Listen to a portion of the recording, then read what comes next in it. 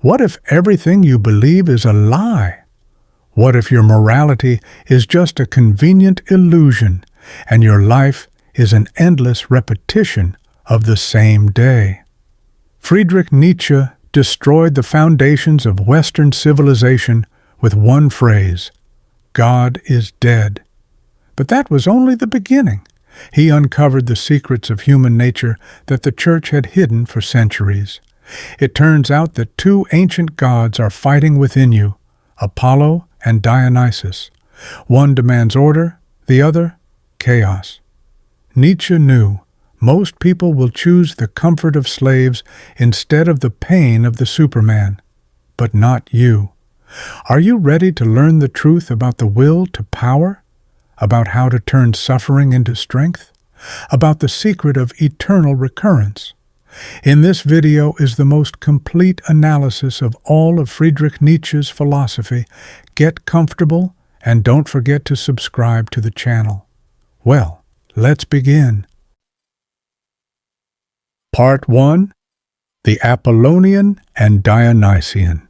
At the beginning of his philosophical development, Friedrich Nietzsche arrived at one of his deepest and most enduring revelations about human nature and culture. Through a close investigation of ancient Greek religion and artistic expression, he discovered a fundamental duality that he believed shaped all human creativity and existence. This insight was first presented in his inaugural work, The Birth of Tragedy, where he introduced two opposing yet complementary forces that govern both the artistic process and the human condition. Nietzsche identified these forces as the Apollonian and the Dionysian, named after the Greek gods Apollo and Dionysus, each embodying a radically different orientation toward life. Apollo, associated with sunlight and lucidity, symbolized rationality, order, beauty, and individual identity. Dionysus, by contrast, represented intoxication, ecstasy, and wild disorder, an emblem of the breakdown of boundaries and the embrace of the irrational. Nietzsche maintained that it was the interaction between these two elemental energies that gave rise to not only great art, but also a fulfilled and authentic life. He believed that this creative tension between Apollonian restraint and Dionysian abandon was the source of ancient Greece's extraordinary vitality and cultural brilliance. However, in Nietzsche's critique of contemporary Western society, he observed a dangerous imbalance. Modern culture, he argued, had overemphasized Apollonian values, suppressing the equally vital Dionysian impulse. The Apollonian principle, in Nietzsche's framework, represents the drive to shape chaotic experience into defined forms. It seeks clarity, structure, and the imposition of meaning on the flux of life. This drive is evident in our architecture, scientific reasoning, ethical systems, and personal identities. It favors harmony, proportion, and refinement. The Apollonian aims to make sense of the world by categorizing, analyzing, and discerning patterns.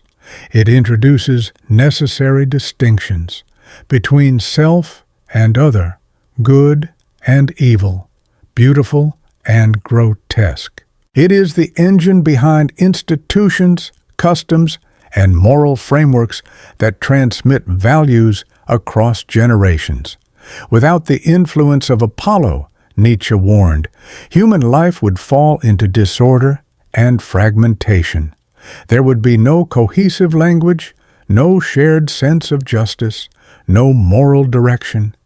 Individuals would be engulfed by raw experience, incapable of crafting enduring meaning or coherent lives. In this sense, the Apollonian serves as the foundation upon which civilization is built.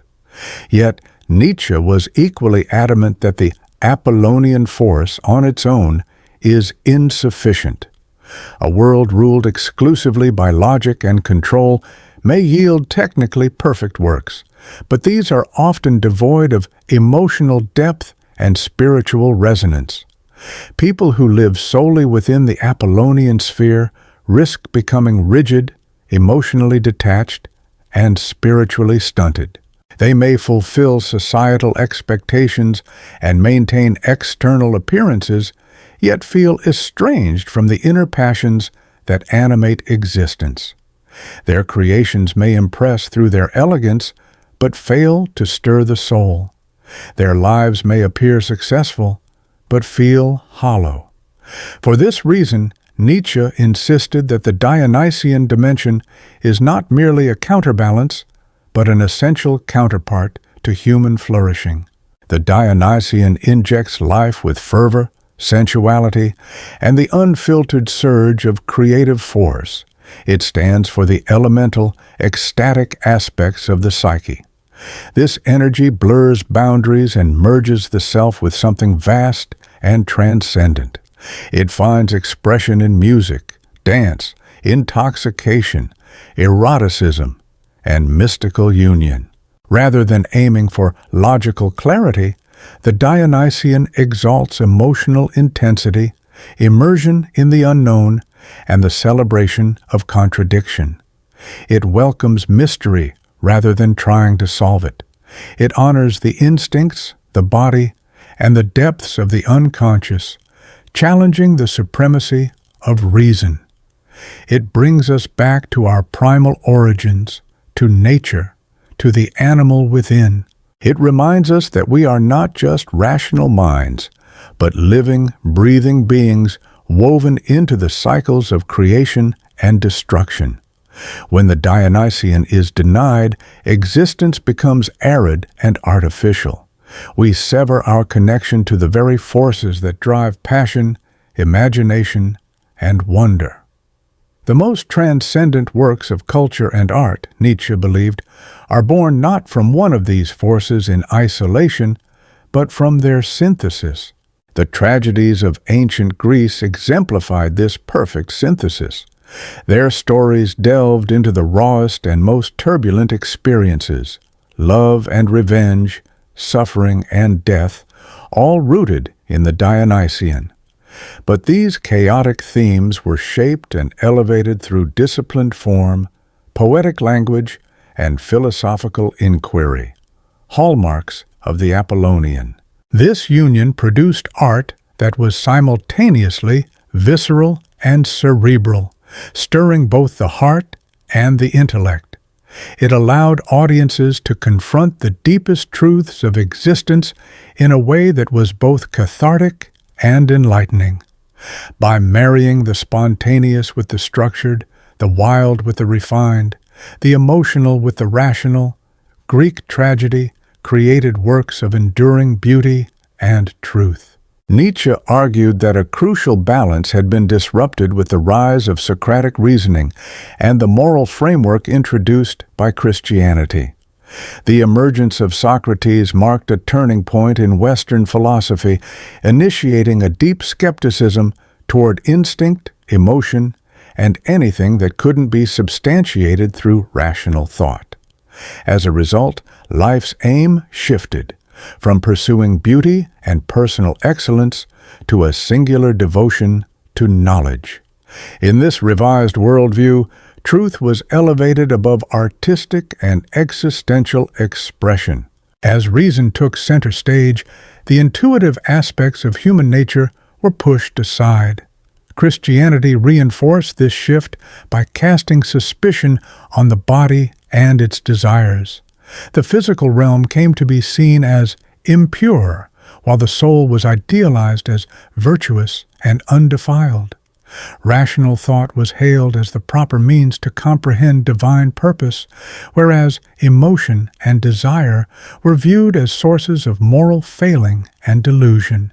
This transformation, Nietzsche believed, set Western culture on a path that increasingly suppressed the full breadth of human experience. He saw modern European society as deeply shaped by this imbalance. Though scientific and technological advancements were extraordinary, driven by Apollonian values such as order, precision, and control. They came at a significant cost, a deep alienation from nature and from the richness of the inner life. The rise of industrial civilization, for all its productivity and efficiency, brought with it a mechanical and depersonalized way of life. Educational systems favored logical analysis, factual knowledge, and quantifiable outcomes, but neglected emotional intelligence, creativity, and imagination. The arts, too, became polarized, either constrained by lifeless classicism or overwhelmed by indulgent romanticism, losing the powerful tension that defined ancient Greek tragedy. Religion, once capable of ecstatic, transformative experience, became detached and moralistic, reduced to abstract doctrine and rigid codes. Although modern life brought material comfort and increased longevity, Nietzsche noted that people were more spiritually exhausted, anxious, and disenchanted than in earlier times. He believed that reviving Western vitality, both culturally and individually, required a resurgence of the Dionysian spirit. This revival was not a call to abandon logic or descend into moral chaos. Instead, Nietzsche envisioned a new synthesis, the reuniting of intellect and instinct, reason and emotion, the physical body and the contemplative mind. This meant creating new cultural expressions, new art forms, philosophical ideas, and ways of living that could embrace and celebrate the full complexity of human nature. It involved reconnecting with our raw, instinctual energies while refining them through creative insight and reflective awareness. It meant favoring courage and audacity over passivity and control. For Nietzsche, the true aim of life was not simply to understand existence, but to live it fully, and to transmute that experience into something beautiful and profound. The individual who could harmonize Apollonian discipline with Dionysian fervor would not only produce meaningful art, but also embody a life of authenticity and depth. This integration, Nietzsche held, was essential to living with purpose and wholeness. Most people, he observed, leaned too heavily in one direction. Those dominated by the Apollonian impulse lived according to strict rules and fixed plans. They achieved success, but often lacked spontaneity and joy. Those swayed by the Dionysian drive embraced passion and intensity, yet frequently struggled to forge lasting meaning or cohesive identity. Nietzsche saw the ideal life as one that actively cultivated both dimensions and learned to move fluidly between them. Some moments demanded structure, logic, and self-discipline. Others called for vulnerability, instinct, and the bravery to face uncertainty. The real art of existence, he believed, was in discerning what each situation required and responding with balance and elegance. This capacity for inner flexibility and completeness, Nietzsche claimed, was exemplified by the ancient Greeks, a quality modern individuals needed to rediscover, not as a regression into the past, but as a bold evolution toward a richer, more expansive form of human life. Part 2. Nihilism. Friedrich Nietzsche regarded nihilism as the most profound threat confronting European civilization in his time. At its essence, nihilism is the conviction that life possesses no intrinsic meaning, purpose, or value. From this viewpoint, human actions are ultimately inconsequential because no universal standards exist by which to measure their significance or outcomes. Institutions, belief systems, and moral frameworks are viewed as artificial constructs, creations of the human mind, not reflections of any objective, or eternal reality. Those traditional sources of meaning, religion, moral philosophy, cultural traditions, are unmasked as inventions rather than immutable truths. When individuals are forced to face this realization, they may conclude that life is fundamentally meaningless. This confrontation can provoke a deep existential crisis, leading them to wonder why they should bother striving, caring, or investing in anything at all. Crucially, Nietzsche did not promote nihilism as a desirable position or an ideal to be embraced. Instead, he considered it an unavoidable phase in the unfolding of Western intellectual development. In Nietzsche's eyes, grappling with nihilism was a necessary ordeal. Only by fully acknowledging its implications could humanity move beyond it, ultimately creating new foundations for value and purpose. Nihilism, in his analysis, didn't appear suddenly or by accident. It emerged gradually as the culmination of a long historical process driven by intellectual progress. Centuries of philosophical inquiry and scientific discovery laid the foundations for this cultural upheaval. The scientific revolution showed that the cosmos operated through impersonal physical laws rather than divine will. Earth was no longer seen as the centerpiece of creation, but just one planet among billions in an indifferent universe. Where once humans were thought to be divinely created in God's image, evolutionary theory reframed them as the result of natural processes, random mutation, and natural selection, without any predetermined goal or sacred design. Historical research revealed that religious texts were authored by people shaped by their historical and cultural environments, rather than being the timeless Word of God. Meanwhile, anthropology exposed the vast diversity of human beliefs, morals, and lifestyles, undermining the notion of a single, universal way to live. These developments eroded the credibility of long-standing belief systems. Many educated individuals found themselves disoriented, unable to rely on inherited frameworks, yet unsure what new values to adopt. The more they relied on rational thought and empirical evidence, the less they could affirm any inherent meaning in the world. Different personalities responded to nihilism in distinct ways. For some, it led to profound despair. If no values were fundamentally valid and nothing truly mattered, then why endure suffering or pursue any goal? For these individuals, nihilism often triggered depression, existential paralysis, or even thoughts of suicide.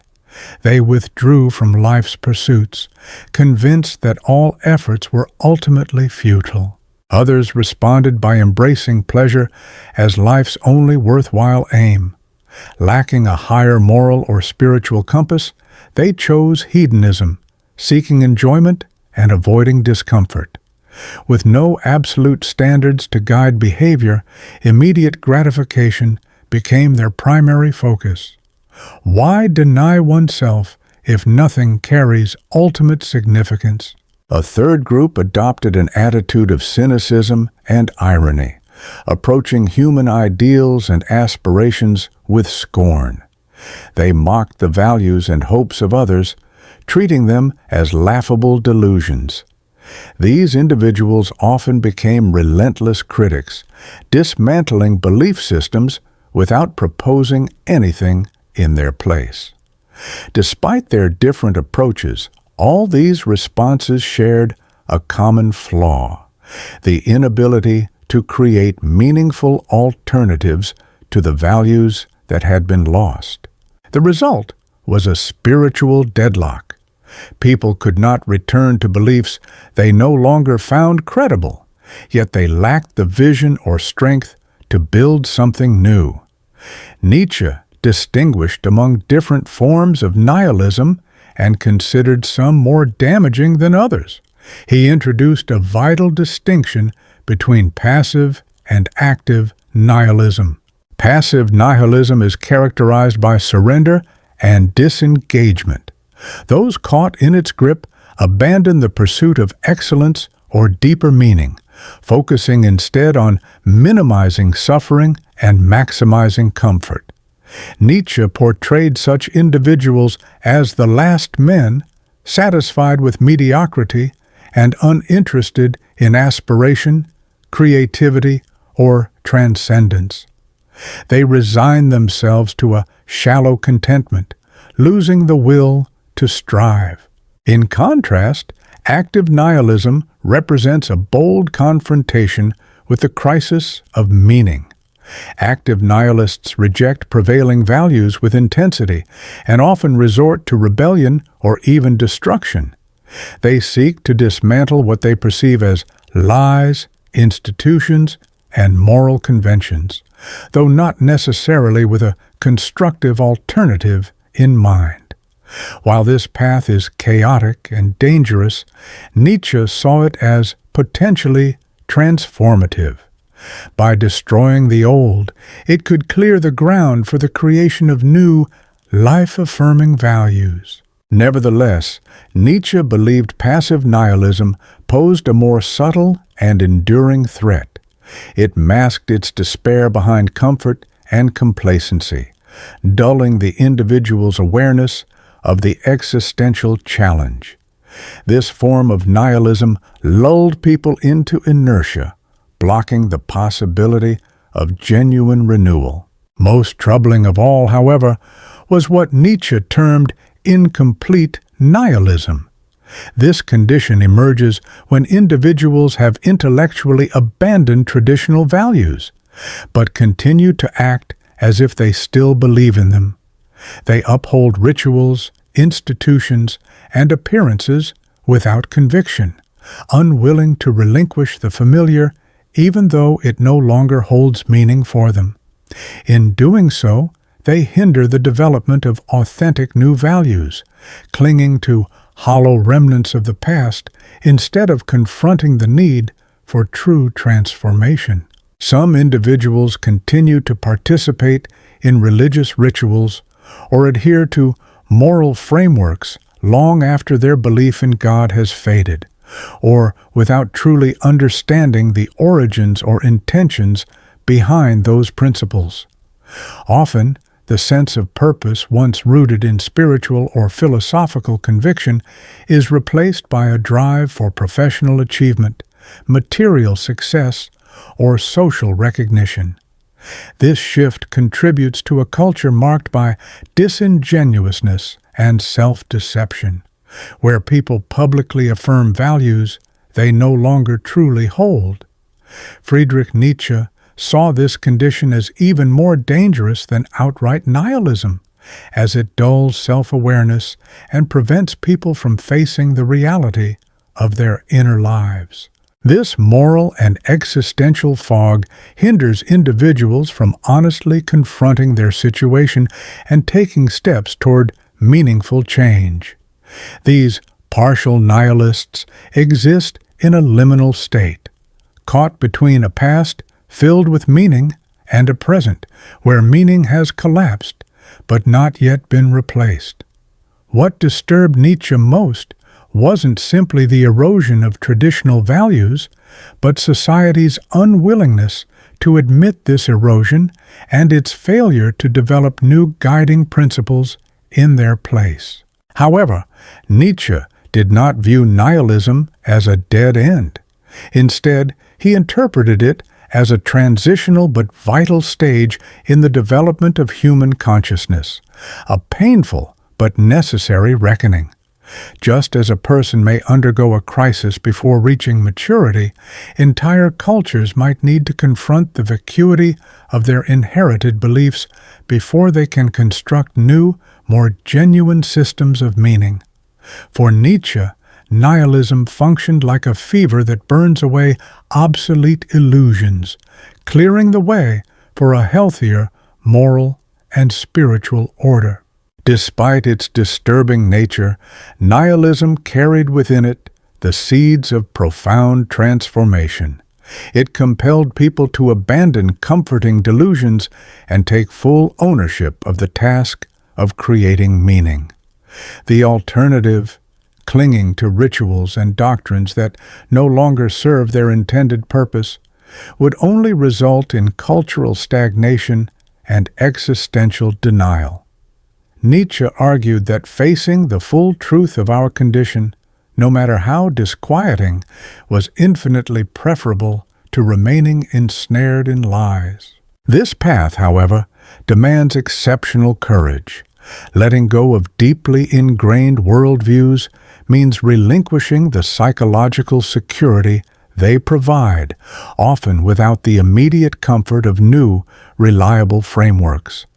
Nietzsche's solution was not to swap one form of dogma for another, but to cultivate a deeper inner resilience and imaginative capacity, a creative force capable of forging meaning from within.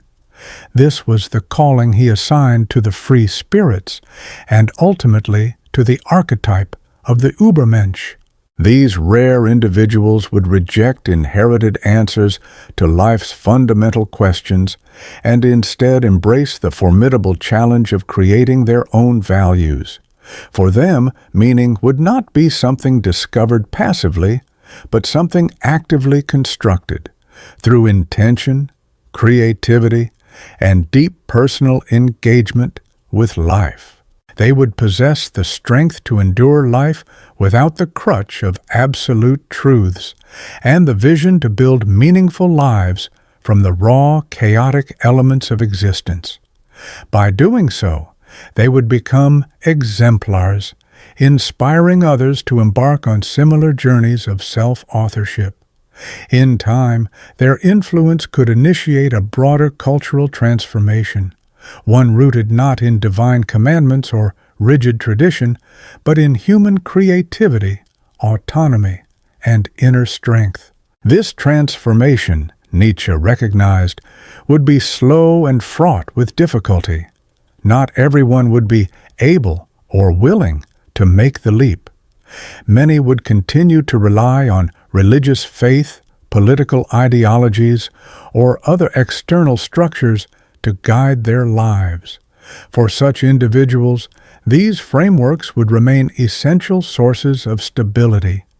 Yet, there would always be a select few capable of generating new values, pioneers whose contributions could eventually elevate the human condition as a whole. Much like groundbreaking artists who reveal new layers of aesthetic experience, or scientists who expose the hidden patterns of the universe, these value creators would lead the way forward. Their insights would gradually disseminate throughout society, becoming the foundation of a revitalized, life-affirming cultural landscape. Though this process might span generations or even centuries, it offered the only genuine path out of the crisis of meaning brought on by nihilism. Viewed from this perspective, nihilism was not a final destination, but the beginning of a new chapter in human evolution. It represented the necessary clearing of spiritual and philosophical ground before stronger, more meaningful structures could be built in its place. Part 3. The Free Spirit. Throughout his philosophical writings, Nietzsche consistently admired a particular kind of individual he called the free spirit. This figure represented his ideal of a person who had achieved true independence, both in thought and in character, by breaking free from the dominant ideologies and prevailing cultural narratives of their time. The free spirit was not someone who opposed convention out of mere contrarianism or resentment. Instead, they were someone who had cultivated the inner resilience and clarity to think deeply and autonomously about the fundamental issues of human existence, questions of truth, values, and purpose. Rather than blindly rejecting established traditions, they approached them with discerning skepticism, remaining open to new insights and unfamiliar ideas. For Nietzsche, the free spirit embodied the possibility of human beings transcending the intellectual conformity that defined the majority. In his view, this kind of person wasn't just a rare anomaly, but a potential that others could aspire to, a state that could be nurtured through learning, introspection, and courage. Free spirits were the visionaries who would lead humanity toward a more creative and expansive future. The evolution of a free spirit typically began with a period of profound inner turmoil, a stage Nietzsche described as the liberation of the spirit. Most people are raised within cultural frameworks that offer pre-packaged answers to life's most profound questions. From childhood, they absorb inherited beliefs about religion, morality, politics, and the meaning of life from family, education, and society at large. These beliefs often seem self-evident, not because they are necessarily true, but because they are endlessly reinforced by the environment. But for certain individuals, a moment arises when these so-called truths begin to feel fragile or false. They may detect inconsistencies between what they've been taught and what they actually experience in life. Or they may encounter people from vastly different cultures who live by entirely different assumptions. Sometimes it's simply an intensifying curiosity that propels them to scrutinize their inherited worldview. This kind of questioning can be painful, as it requires them to give up the comfort that comes from familiar certainties. Yet Nietzsche saw this discomfort not as a crisis to be avoided, but as a vital step toward genuine awareness, something far more meaningful than passive acceptance. This journey toward spiritual and intellectual freedom typically unfolded in several stages, often taking years or even decades. It began with the realization that many of the beliefs they had once accepted as unquestionable were, in fact, unstable or illusory. This recognition could be deeply unsettling, often producing a sense of alienation or existential confusion. What followed was a phase of intense critical reflection, during which they subjected their entire belief system to scrutiny, testing which ideas could withstand rational evaluation. This stage often gave way to a more experimental period, where they explored alternative worldviews, ethical systems, and ways of living. In this phase, they might adopt different perspectives temporarily, searching for those that felt most authentic or meaningful. If successful, this process would culminate in a stage of creative synthesis. Here, the individual wove together insights from various sources, rejecting what no longer served them and integrating what resonated with their personal experience. What emerged was not a recycled worldview, but one formed through deliberate thought and inner labor. These were the genuine free spirits, original thinkers who, though critical of the past, still appreciated its enduring wisdom.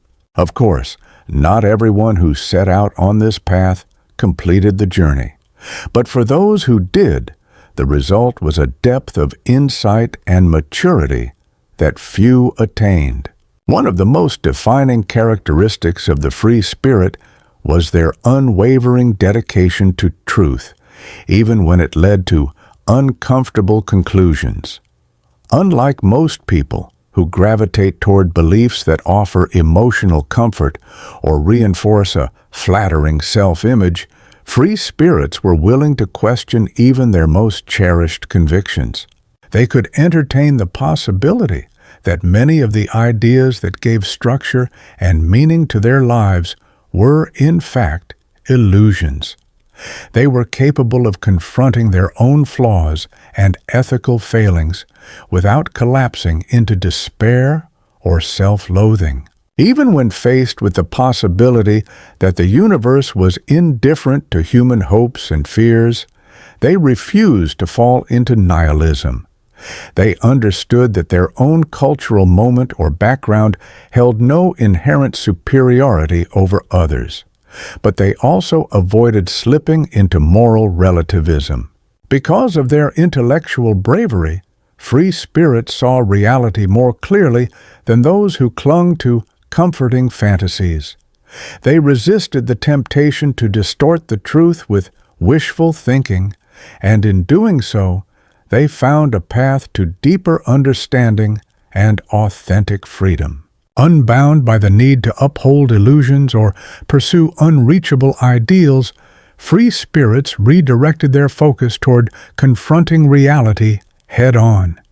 Instead of insisting that the world conform to their desires, they engaged with it on its own terms. This realistic stance cultivated a remarkable psychological agility, enabling them to adapt fluidly to change.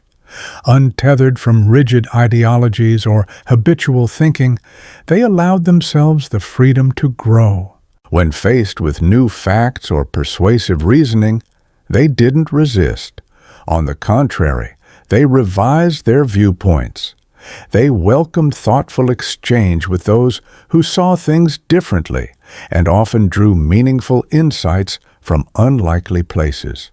For them, revising a belief wasn't a sign of weakness. It was evidence of strength.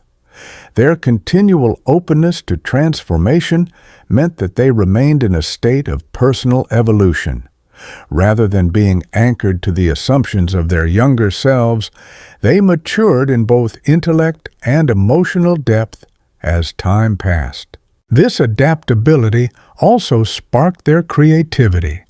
Unrestricted by the boundaries of conventional thought or rigid norms, they envisioned fresh solutions to entrenched problems and conceived of new ways human society might function. Innovation came naturally to them. They embraced experimentation, learned from missteps, and didn't fear failure. One of their defining characteristics was a deep-rooted independence from social conformity and the craving for approval. While many adjusted their actions and opinions to match group expectations, free spirits possessed enough inner strength to chart their own course. They could take unpopular stances, express unconventional views, and live in alignment with their principles, even when that meant standing alone. Yet, their independence wasn't synonymous with detachment. They were capable of deep empathy, generosity, and collaboration when those qualities served a greater purpose.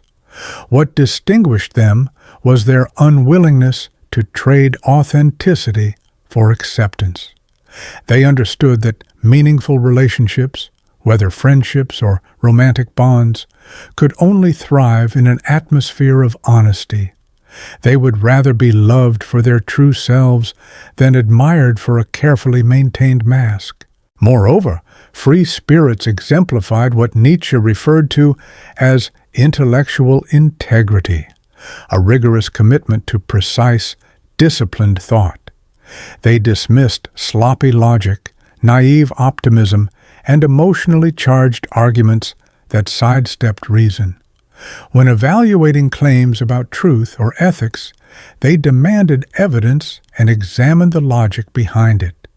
They were comfortable suspending judgment in the absence of proof and didn't hesitate to admit when they didn't have all the answers.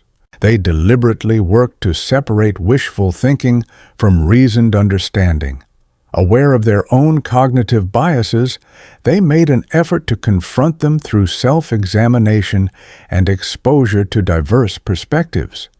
This dedication to mental clarity shielded them from many of the pitfalls and delusions that ensnared those less intellectually vigilant. Their clarity of thought earned them the respect of serious minds who recognized the depth and care with which they reasoned. But perhaps their most profound quality lay in their capacity for self-determination, what Nietzsche described as self-overcoming. They didn't passively accept who they were, nor did they mold themselves to fit society's expectations. Instead, they actively sought to become the individuals they envisioned. They accepted full responsibility for their own development, never waiting for circumstances or other people to initiate change. Holding themselves to exacting standards, they pursued continuous improvement with patience and effort. They approached their lives as if crafting a work of art, constantly refining, reimagining, and elevating themselves. This path of becoming required both acute self-knowledge and sustained discipline. They had to clearly recognize their strengths and limitations in order to set achievable goals for personal growth. At the same time, they needed the inner resolve to pursue those goals, especially when the process became slow or grueling. The result was someone who had taken conscious control of their identity, rather than being passively shaped by external forces. They attained a freedom that extended beyond mere thought. It was woven into the very fabric of their being. They liberated themselves from constraints that most people accepted as inevitable, proving that human potential is not a ceiling, but a frontier to be surpassed. Part 4. Understanding the Psychology of Herd Mentality. Friedrich Nietzsche offered a powerful observation about human nature when he introduced the concept of the herd mentality, a powerful psychological current that influences how people think and behave. He believed that, rather than forming beliefs through personal reflection, most individuals simply absorb the values, traditions, and opinions of the social groups they identify with. Just as animals instinctively move with the herd for protection and unity, human beings often seek emotional safety and belonging through conformity.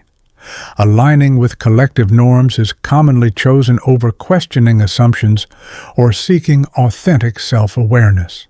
While Nietzsche didn't see this instinct as inherently evil or shameful, he argued that it restricts personal growth and prevents people from developing a true sense of individuality. Societies shaped by this collective mindset may function smoothly and maintain order, but Nietzsche saw them as lacking in creativity, depth, and excellence. He believed that herd mentality was one of the greatest obstacles to personal evolution and self-realization. For Nietzsche, rising above this mode of thinking was essential for anyone who aimed to lead a life of integrity and genuine purpose. Understanding how herd mentality operates was, in his view, a vital step toward achieving personal liberty and independence of thought. The origins of herd behavior stretch far back into humanity's evolutionary past. Early humans relied heavily on small cooperative groups for their survival. These close-knit communities provided protection against predators, helped gather and share resources, and supported each other in raising children. Those who adapted well to group living enjoyed greater chances of survival and reproduction than those who lived apart. This survival dynamic gave rise to deeply ingrained psychological traits such as loyalty, conformity, and obedience. Deviating from group norms often led to social punishment or even expulsion, consequences that could be deadly in unforgiving environments.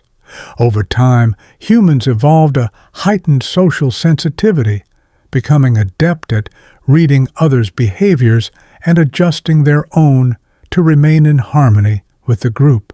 While these tendencies once served a vital purpose, they can now work against us in modern societies that no longer rely on tribal cohesion for day-to-day survival. Still, these ancient instincts continue to influence behavior, often in ways that are neither useful nor rational in contemporary life. Many people today adopt political ideologies or religious beliefs without ever critically examining them, simply because they were passed down by their families or communities. Choices in fashion or consumer goods are frequently driven not by genuine taste, but by the desire to signal membership in a social group. Career paths and lifestyle decisions are often pursued more for the validation of others than from a deep personal connection to one's talents or aspirations. There is also a pervasive fear of social disapproval. People avoid expressing unconventional opinions or engaging in behaviors that might attract judgment. Acts of harmless nonconformity are often met with gossip or social isolation. In many cases, people define themselves more by their roles within a collective than by their personal virtues or achievements. At the heart of these behaviors lies a powerful need to feel included and accepted. Though conformity can enhance group stability and cooperation, it also has major downsides. When too many people think and act alike, innovation declines and resistance to necessary change increases. Fresh perspectives that question established norms are frequently dismissed without serious engagement. Creative thinkers with the potential to drive progress are discouraged from stepping off the beaten path. Pressing challenges may go unaddressed because solving them requires ideas that fall outside the comfort zone of mainstream thinking. In such environments, unity may persist, but often at the cost of advancement. In addition, herd mentality makes people vulnerable to manipulation by those who know how to exploit the desire for belonging and reassurance. Influential figures, whether charismatic leaders or cunning opportunists, can gather mass support for damaging or backward agendas by invoking loyalty to the group and casting dissenters as threats. When this occurs, independent thought gives way to blind allegiance, and individuals become tools in service of those who understand how to harness collective behavior. The outcome is a society that may feel emotionally reassuring, but lacks intellectual depth and moral clarity. In such a culture, comfort is often valued more than truth, and mediocrity is allowed to prevail over excellence. Nietzsche was profoundly disturbed by the way societal conformity stifled the emergence of remarkable individuals, those rare figures capable of reshaping human understanding and culture. These exceptional people often held unconventional worldviews and pursued goals that the majority could neither grasp nor value. When they succumbed to the pressure to assimilate, their unique talents were often lost, and with them, the chance for humanity to benefit from their insight. Yet, if they resisted the pull to conform, they frequently faced alienation, adversity, and the painful possibility of falling short of their ambitions. History is filled with visionaries, artists, philosophers, scientists, and reformers who were ignored or scorned during their lifetimes only to be honored posthumously. This entrenched collective mentality fostered a deep-rooted resistance to progress and distinction, ultimately hindering both innovation and the full flowering of human potential. Rather than celebrating excellence, the masses often upheld mediocrity and sameness. Nietzsche saw in this pattern a gradual decline in the strength and vitality of human character. Those who truly stood apart needed to understand the hidden mechanics of this dynamic in order to protect their inner integrity while still contributing their rare perspectives to the world. The influence of herd thinking extended far beyond obvious pressures to conform.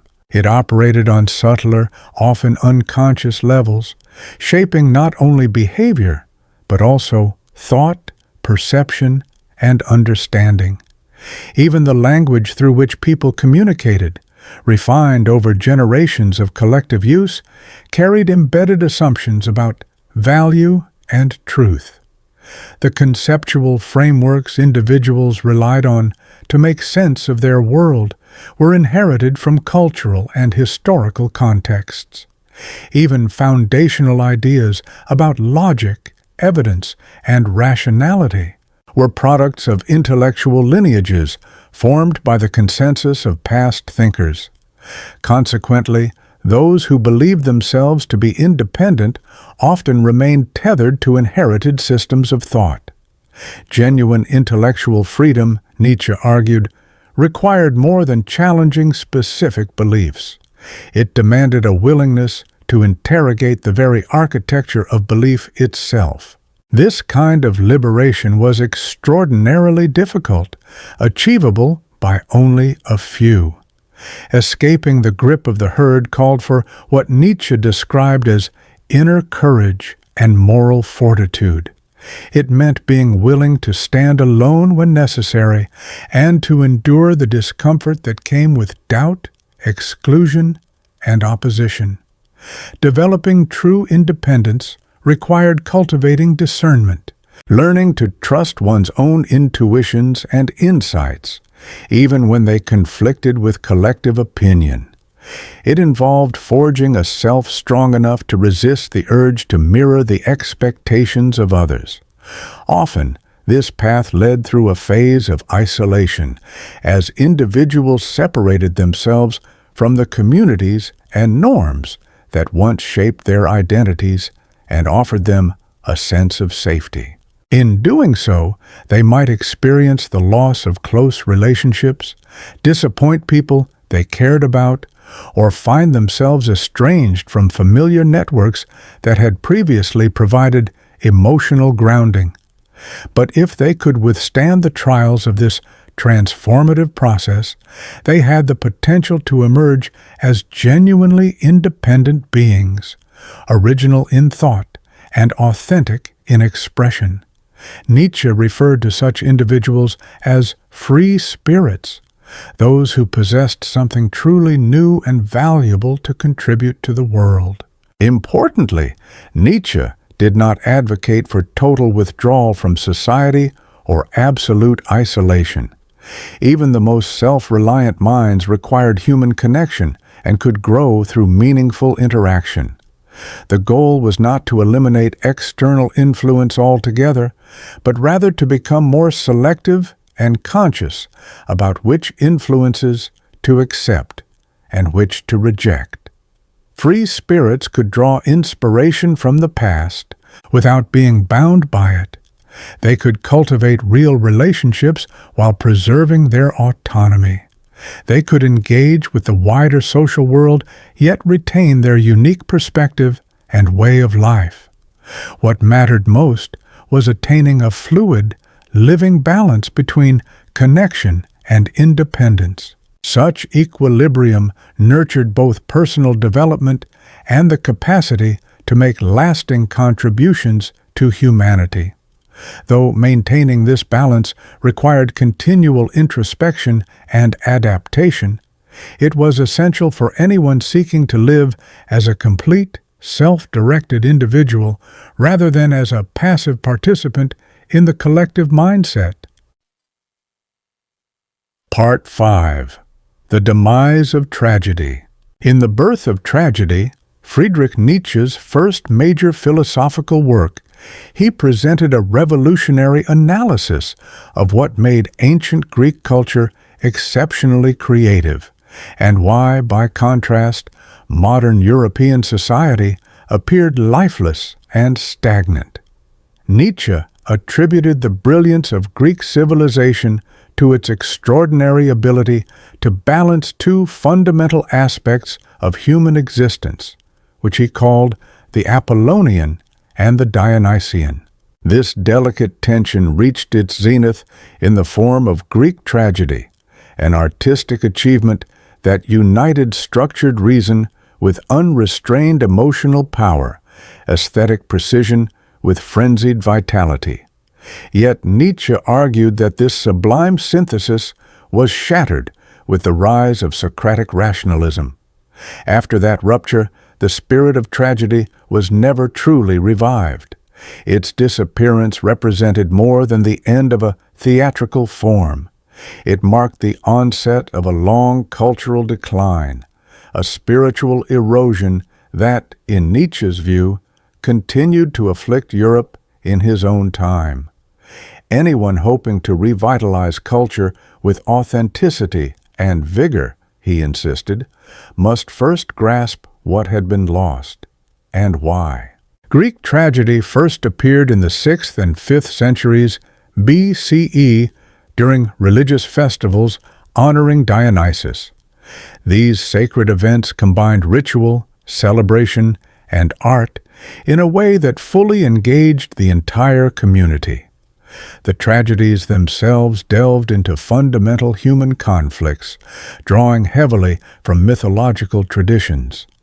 Their protagonists were frequently caught in moral quandaries, trapped by inexorable fate, and confronted by forces beyond their comprehension or control. These dramas did not offer neat lessons or simple conclusions. Instead, they challenged audiences to face the inevitability of suffering and the mysteries of existence. And yet, they did so with such artistic vitality and emotional depth that the effect was affirming rather than nihilistic. This willingness to confront life's harshest truths without abandoning the search for meaning was what gave Greek tragedy its unparalleled power. It neither minimized pain nor surrendered to hopelessness, but reflected life's ambiguities with integrity and grace. What made these works extraordinary was their harmonious blending of the Dionysian and Apollonian drives. The Dionysian aspect gave the tragedies their emotional force. Spectators were swept into intense experiences of fear, pity, ecstasy, and catharsis, connecting with the irrational primal parts of the psyche often suppressed in daily life. Yet these raw emotions were not left unchecked. They were shaped and ennobled by Apollonian elements, eloquent dialogue, formal structure, and philosophical resonance. This wasn't a denial of chaos, but rather its transformation into something transcendent through art. Tragedy became a medium through which human beings could confront the full range of their nature, feeling, thought, instinct, and reason, without dismembering any part of themselves. Audiences left the theater not only emotionally stirred but spiritually elevated, having glimpsed both the fragility and the dignity of life. It was an art form that cultivated a kind of wisdom rooted not in abstraction, but in lived emotional truth. However, this profound unity began to disintegrate with what Nietzsche termed the Socratic revolution in Greek thought. With Socrates, and later through Plato and other philosophers, reason was elevated to a supreme position above all other faculties of the soul. Life came to be seen not as an aesthetic experience or a heroic struggle, but as a logical inquiry aimed at attaining knowledge. Artistic expression was gradually subordinated to rational analysis, and intellectual clarity was prized over intuition and mystery. Paradox and ambiguity, once embraced as essential to human existence, were now treated as problems to be solved or eliminated. Although this rational turn yielded impressive advances in philosophy and science, it rendered the creation of true tragedy impossible. The artistic form that once embodied the grandeur and agony of Greek culture could no longer exist in a worldview that believed all contradictions were resolvable through logic. When societies began to trust entirely in the capacity of reason to conquer all human dilemmas and equated knowledge with happiness, they lost touch with the tragic consciousness that had once animated their highest art. This intellectual trajectory was reinforced and extended even further by the rise of Christianity, which brought its own set of certainties and moral absolutism.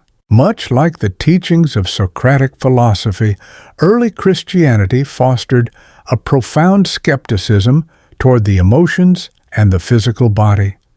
The human form was viewed as fundamentally corrupt, while the soul was elevated as a symbol of purity and divine essence. Life on earth came to be understood not as inherently valuable, but rather as a temporary ordeal meant to prepare the soul for its eternal destiny. Pain and hardship were seen either as punishment for sin or as spiritual trials that would be justly rewarded in the afterlife. Aesthetic brilliance and artistic mastery, once celebrated, were now often treated with suspicion, perceived as potential traps that could lead one into vanity or moral downfall. As a result, the dominant cultural orientation became increasingly introspective and otherworldly, turning its back on the present moment in favor of eternal concerns. In this reoriented moral landscape, the focus shifted from the pursuit of artistic excellence or human flourishing to a strict emphasis on personal virtue and salvation. The tragic worldview that had animated classical Greek thought was gradually displaced by a rigid ethical framework promising absolute justice and everlasting bliss to the righteous. Yet this transition made authentic tragedy impossible, for tragedy rests on the acknowledgement that some conflicts are inherently unresolvable, and that suffering is woven into the fabric of existence. At its core, tragedy recognizes the limits of resolution and the inevitability of conflict. The erosion of this perspective had deep repercussions for European culture.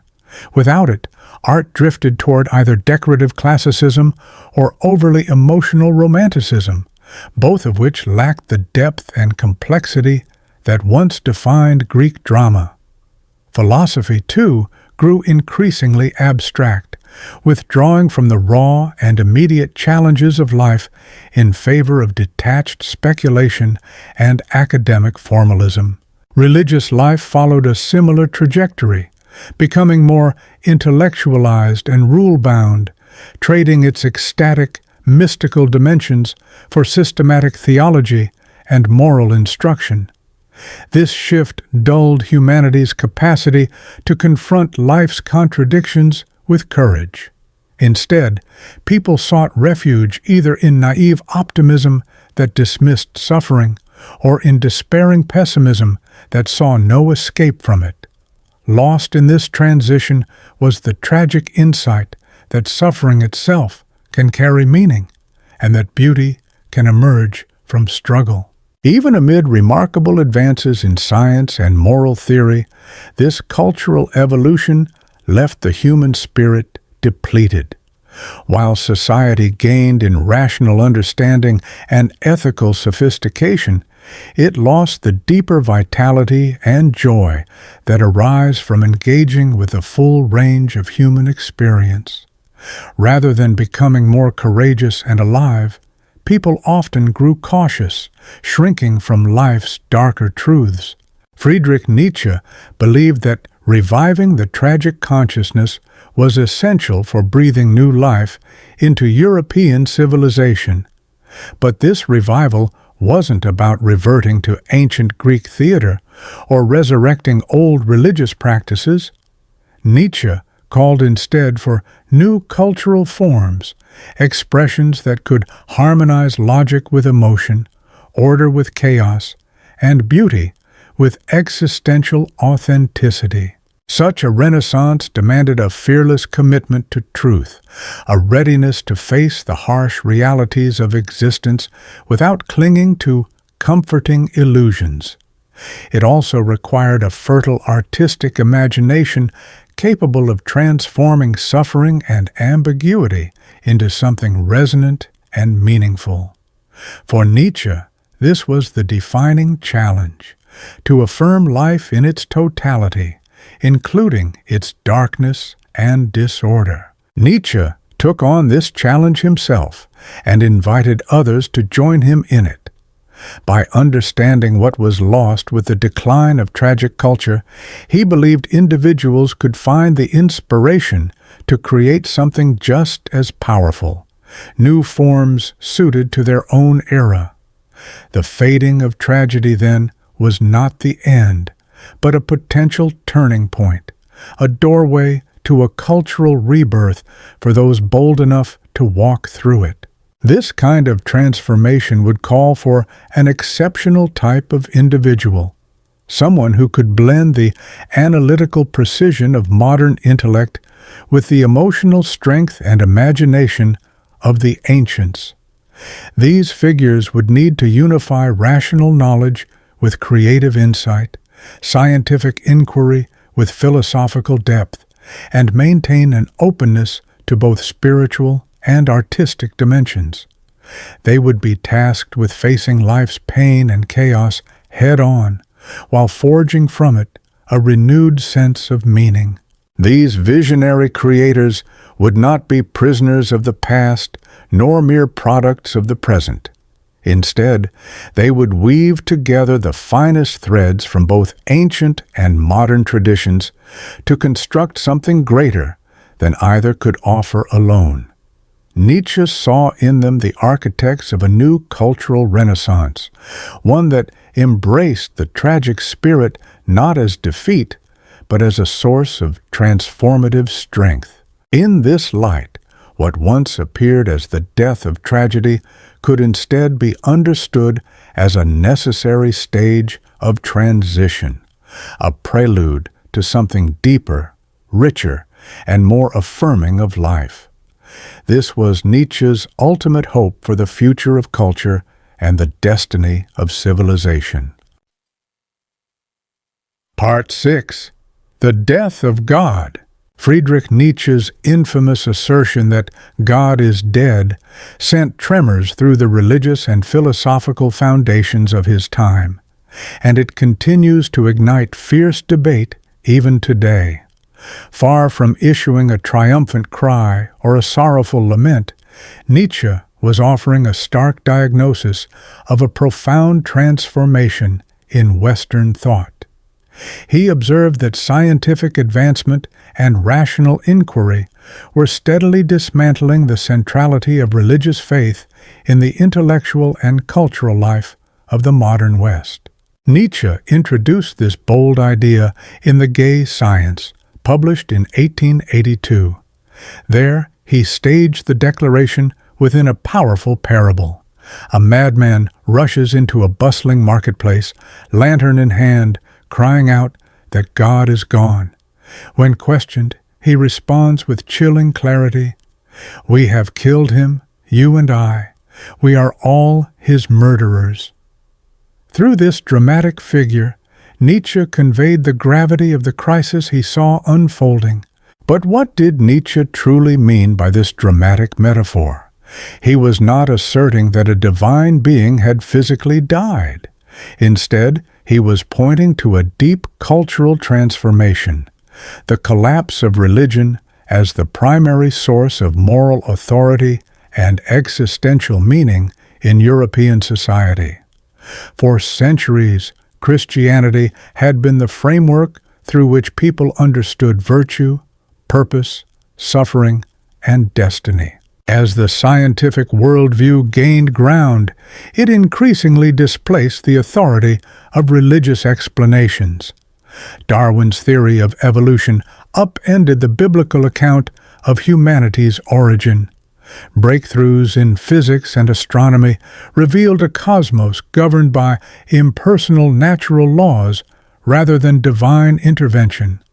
Simultaneously, critical scholarship began to interpret sacred texts as human creations, written, edited, and reinterpreted over time.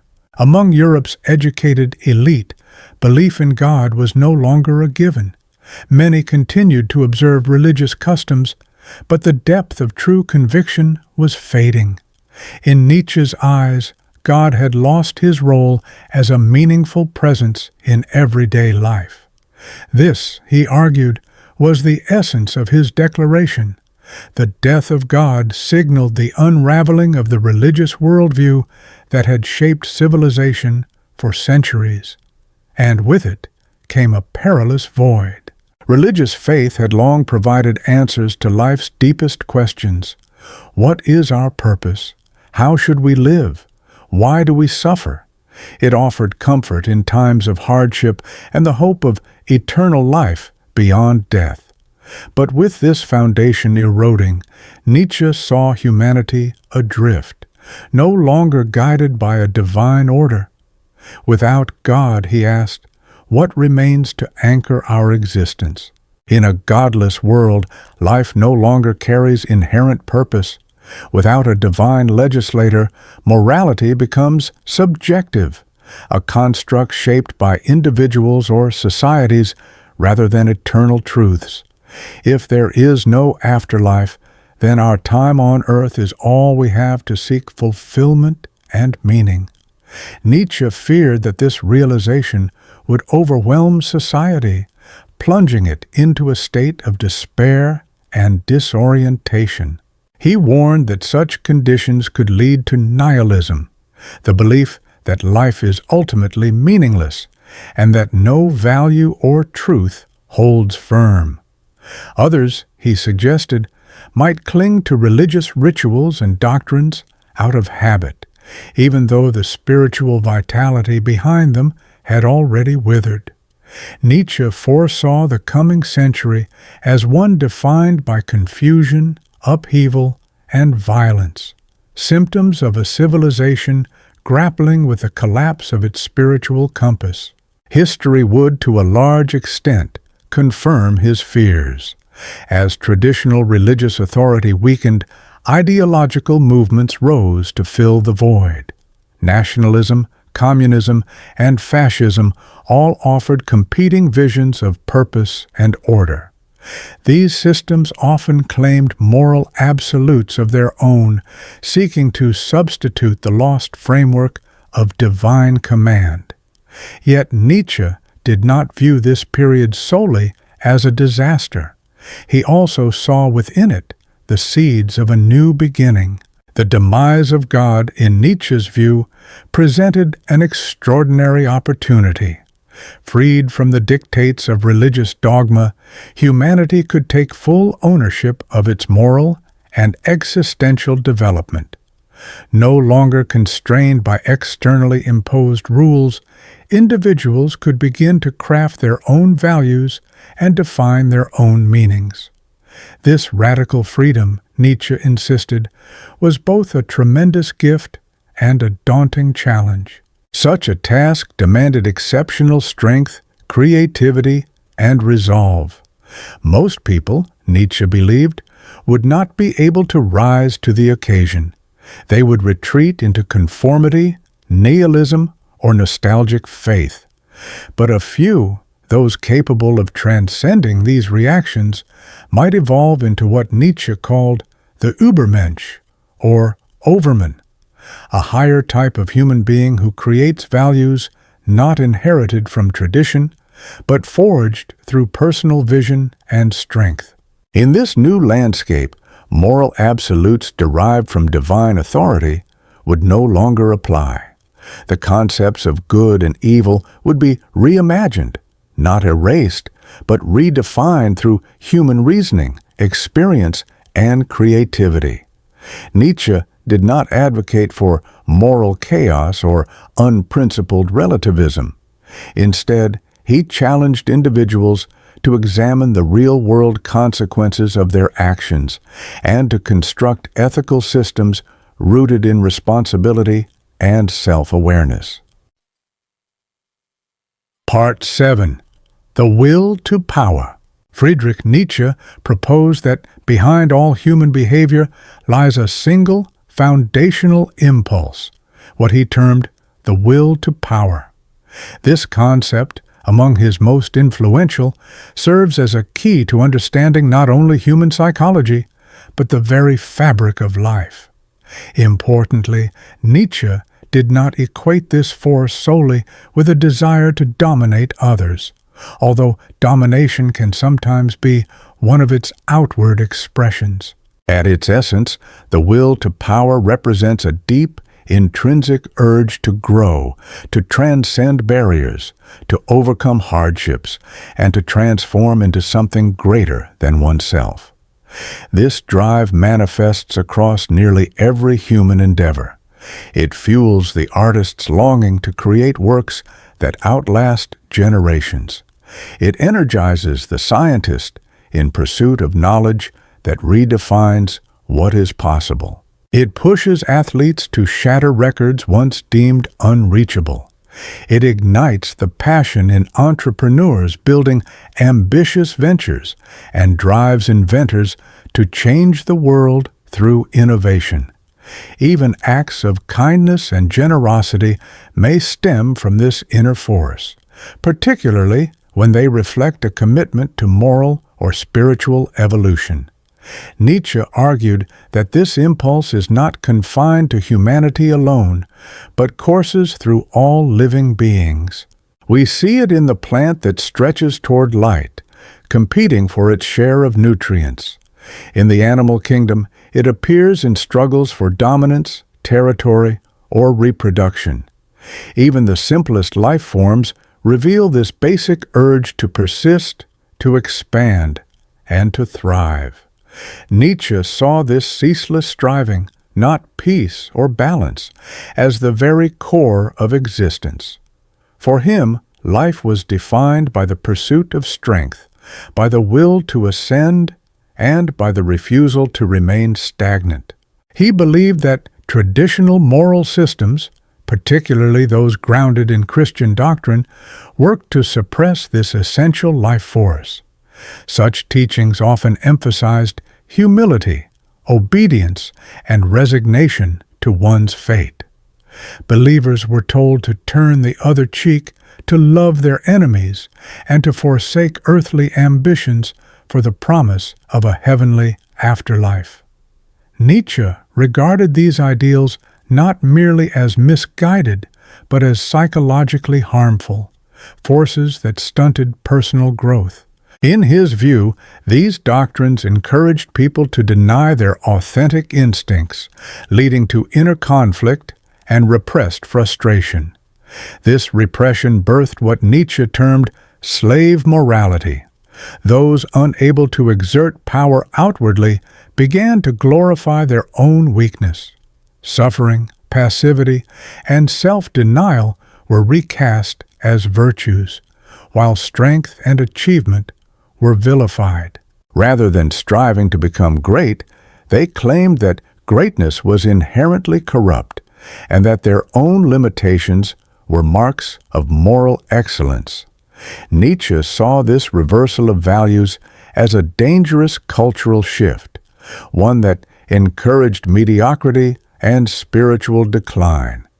He warned that European civilization was becoming increasingly fragile and complacent. But Nietzsche did not call for unrestrained aggression or selfishness.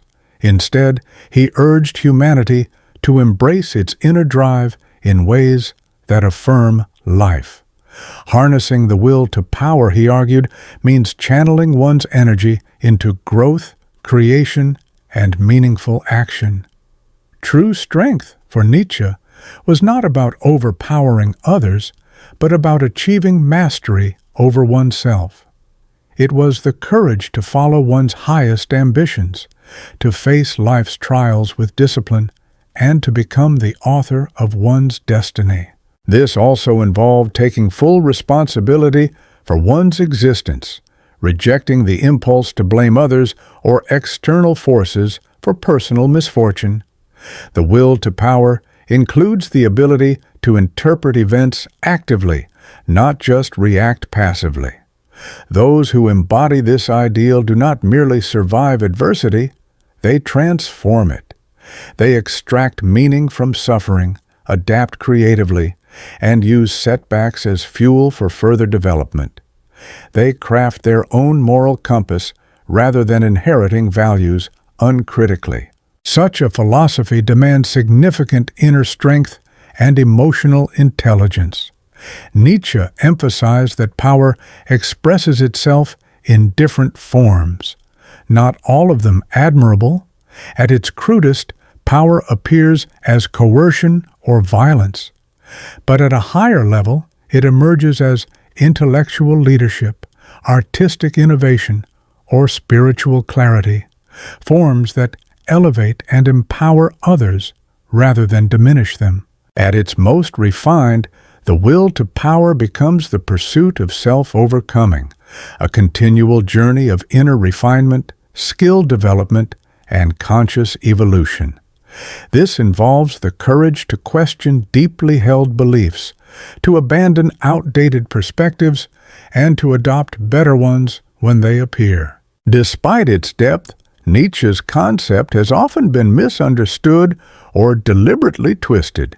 Some have invoked the will to power as a justification for cruelty, authoritarianism, or exploitation. But these interpretations distort Nietzsche's original intent. For him, authentic power was a creative force, not a destructive one. It was meant to enrich the world, not impoverish it, to generate beauty, insight, and meaning, not fear or despair. Someone who truly understands and lives by the will to power becomes a source of inspiration and resilience, not a figure of oppression or dread. Part 8. The Übermensch. Friedrich Nietzsche's idea of the Übermensch, commonly rendered in English as the Overman or Superman, captures his radical vision for the evolution of human potential in a post-religious age. Of all his philosophical contributions, this concept is among the most frequently misunderstood and misrepresented. Its worst distortion came when it was appropriated by the Nazi regime to serve their ideology of racial superiority. This interpretation is a fundamental betrayal of Nietzsche's true purpose. The Übermensch is in no way tied to racial categories or political domination. Rather, it represents an individual who transcends their limitations, someone who overcomes inherited constraints to invent new, life-affirming values. Nietzsche envisioned it not as a figure of biological superiority, but as a symbol of profound spiritual and intellectual transformation. He introduced this transformative idea in his seminal work, Thus Spoke Zarathustra, written between 1883 and 1885. In the narrative, the prophet Zarathustra comes down from his secluded mountain life to announce that humanity, as it currently stands, is not the final form of existence. Instead, Nietzsche presents the human being as a transitional figure, a bridge between the animal and something far greater. The Übermensch symbolizes what we could become if we have the courage to evolve beyond the present state of humanity. This ascent begins with the realization that the traditional sources of meaning, especially those grounded in religion, have lost their authority. Once a person fully comprehends that God is dead and that moral and cultural values are not divinely ordained, but human constructs, they arrive at a crossroads.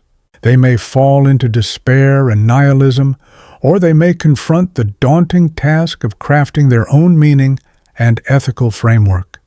While most people continue to follow inherited values, even if unconsciously or without true belief, a rare few will take on the responsibility of becoming value creators, those who author their own principles rather than conforming to outdated norms.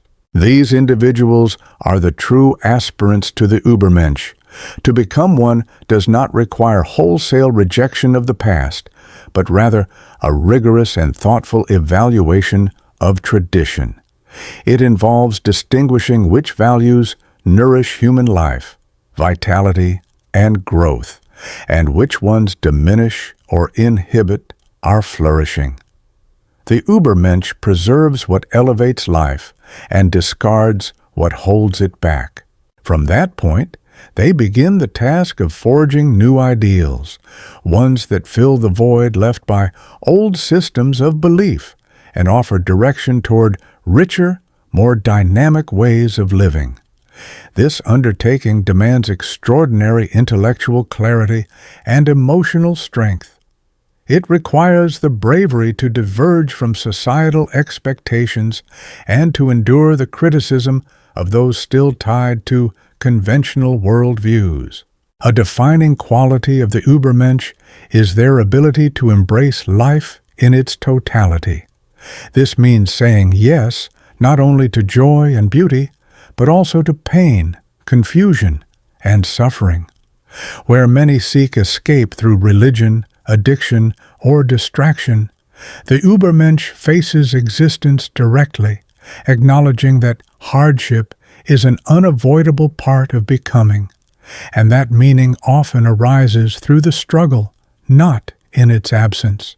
This is not a call to glorify suffering, but a mature recognition that difficulty is a fundamental aspect of any authentic life. Another core attribute is Nietzsche's notion of intellectual honesty, the refusal to live in self-deception or to cling to comforting illusions. The Übermensch interrogates their beliefs as rigorously as they would question those of others. They own their failures and mistakes, refusing to deflect blame onto circumstances or other people. This level of self-scrutiny requires immense psychological fortitude, as it demands the dismantling of the ego's usual defenses. Yet it is precisely this honest reckoning with oneself that allows for real, grounded personal development, growth anchored in truth rather than delusion. Equally essential is the capacity to create. The Übermensch is not content to merely absorb existing culture or follow established paths. They blaze new trails. Whether through artistic expression, scientific discovery, moral philosophy, or a wholly original way of living, they contribute something singular and meaningful to the world. Their life becomes a source of creative energy, a force that adds more than it consumes. Ultimately, the Übermensch exemplifies Nietzsche's idea of Amor Fati, or love of fate. They do not simply accept what happens to them, they embrace it. Every experience, even the painful or tragic, is woven into their becoming. These moments are not seen as meaningless, but as essential threads in the tapestry of who they are becoming. They would not choose to rewrite their past, even if the opportunity arose, because they understand that every difficulty and defeat played an essential role in forging their identity. Their attitude isn't one of resignation or bitterness, but rather a deliberate and empowered embrace of their entire life story, including the trials and wounds that came with it. This approach frees them from the burden of holding on to anger or longing for a different outcome. Instead of being anchored by what has already happened, they are able to channel their energy into shaping what comes next. Nietzsche envisioned that a person who reached this level of self-actualization, the Übermensch, would be exceptionally rare, with most people never approaching such profound personal transformation.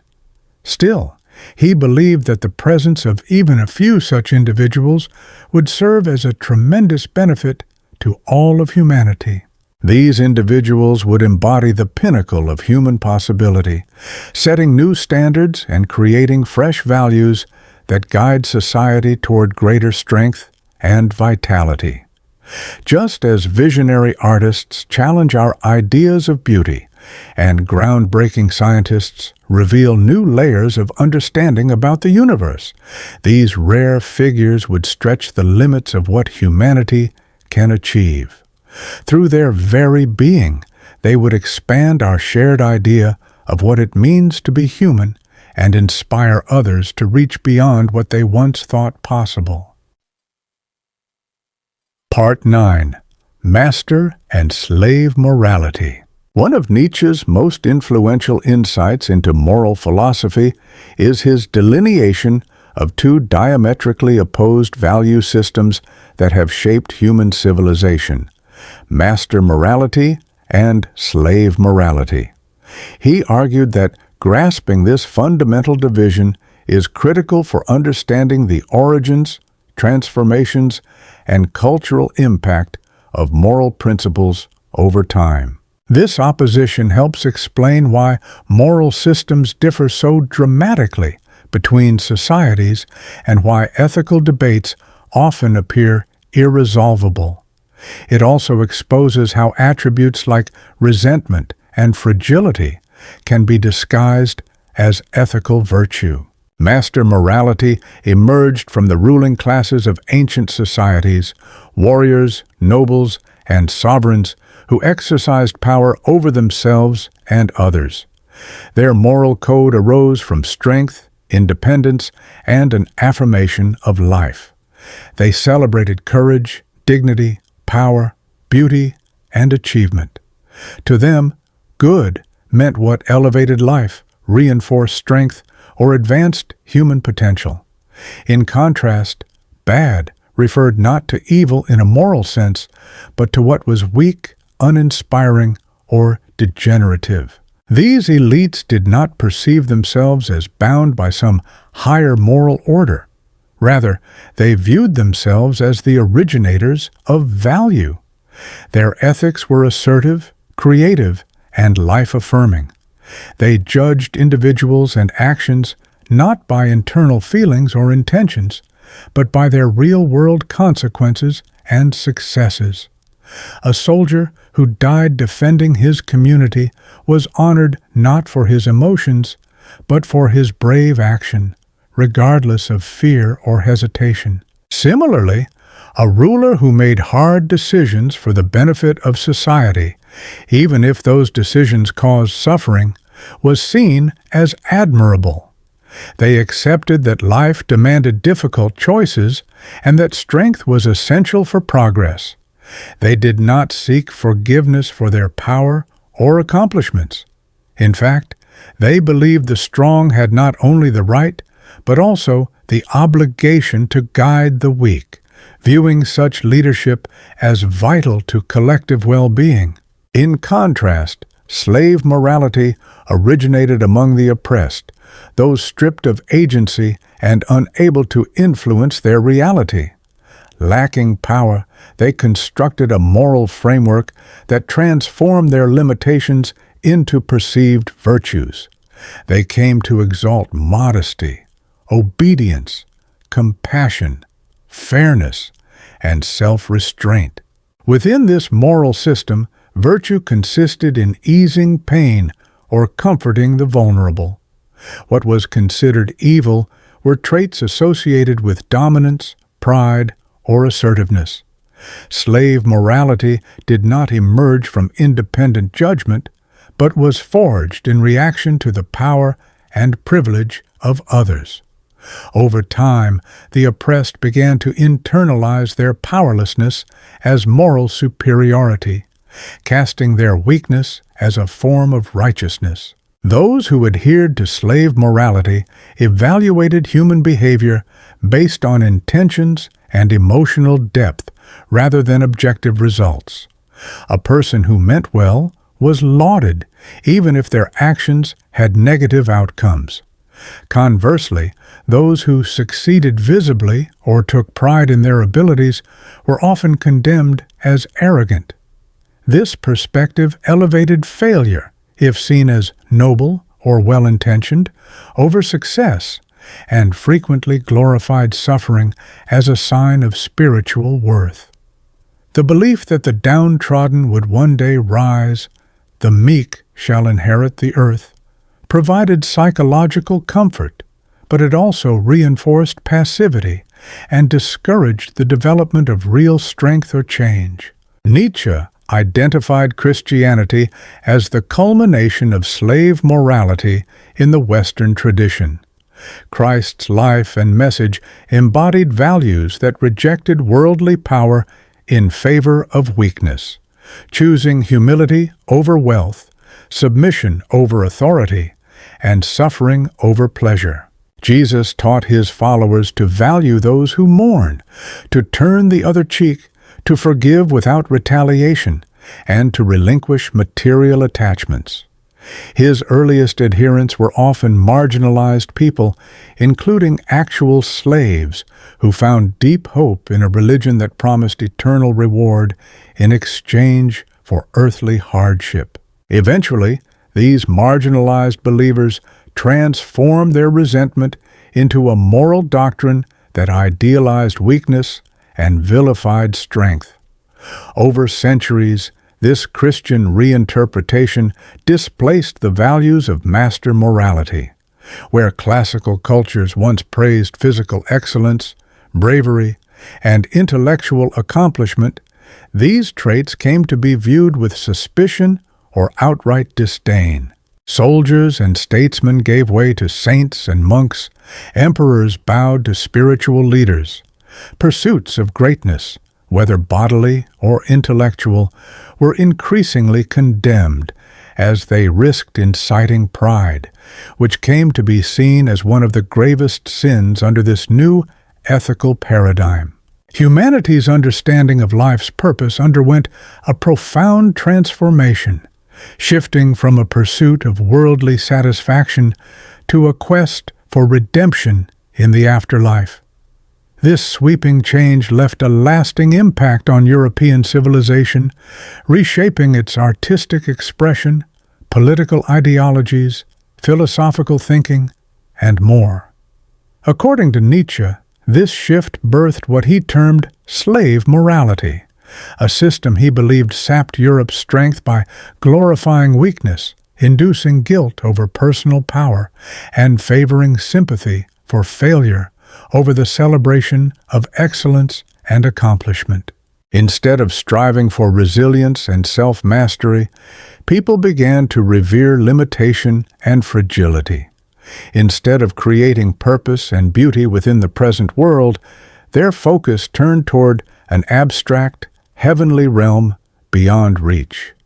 Nietzsche saw in this a cultural decline, a slow but steady deterioration of the energy and spirit that once characterized the West.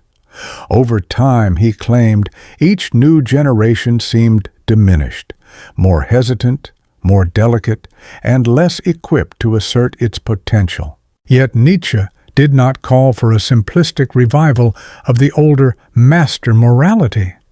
He recognized that slave morality had introduced essential virtues, such as empathy, fairness, and sensitivity to human suffering. The issue, as he saw it, was not the values themselves, but how they had been warped by underlying resentment, repurposed to undermine strength and excellence rather than uplift them. What he envisioned was a new ethical model, a fusion that would blend the noblest elements of both traditions while shedding their corrosive aspects. This renewed moral vision would harmonize strength with compassion, greatness with kindness. It would encourage a love for life itself, not a rejection of it, and inspire people to rise beyond their limitations rather than seek solace in them. Fundamentally, Nietzsche argued that both master and slave moralities are human constructs, not absolute, eternal truths. By uncovering the origins of these moral systems and recognizing the psychological needs they address, humanity could begin crafting new, superior values, ones that cultivate vitality, innovation, and personal growth. From each moral lineage, we could preserve what strengthens life and discard what weakens it. Realizing this vision, however, requires the intellectual courage and creative force Nietzsche associated with the Übermensch. Only by surpassing the confines of both traditional moral frameworks can we build a future rooted in affirmation, not denial.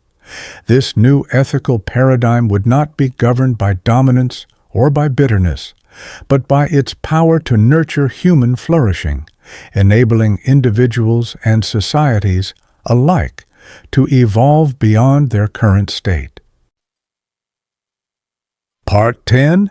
Eternal Recurrence. Among Friedrich Nietzsche's many philosophical contributions, few are as mysterious or as intellectually demanding as the concept of eternal recurrence.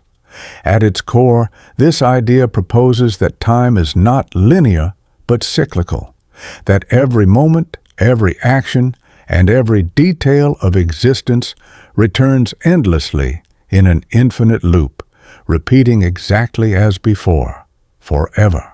Everything you've ever experienced, the thoughts that crossed your mind, the choices you made, the words you spoke, would, under this concept, return to you again and again, unchanged. Every joy and sorrow, every success and defeat, every moment of love or pain would recur, identically, through eternity. Nietzsche first hinted at this unsettling vision in The Gay Science, and later explored it more deeply in Thus Spoke Zarathustra. Importantly, Nietzsche did not present eternal recurrence as a scientific theory about time or cosmology. Instead, he introduced it as a psychological and existential test, a burden he called the heaviest weight. He framed it as a question. If you were told that your life, exactly as it has unfolded, would repeat forever without the slightest change, how would you respond? Would the thought crush you, or would it fill you with joy? This hypothetical forces a reckoning with the life you are actually living. It strips away illusions of future escape or cosmic reward and asks, do you love your life enough to live it endlessly? Or are you simply enduring it, always waiting for something better to arrive? For many, the thought of reliving every moment, including all the mistakes and suffering, feels like a nightmarish trap. For those who recoil, eternal recurrence becomes a symbol of entrapment, an endless cycle devoid of progress or redemption. Such a reaction often reveals a deep discontent with life as it is, a dissatisfaction buried beneath hopes for change that never come. Regret, resentment, and unmet longing weigh heavily, making it impossible to affirm one's existence without conditions. These individuals may feel as though their real life has yet to begin. They may cling to the hope that death will free them from their present circumstances. But Nietzsche believed in the possibility of a different kind of person, someone who does not flinch from the idea of eternal repetition, but embraces it with open arms.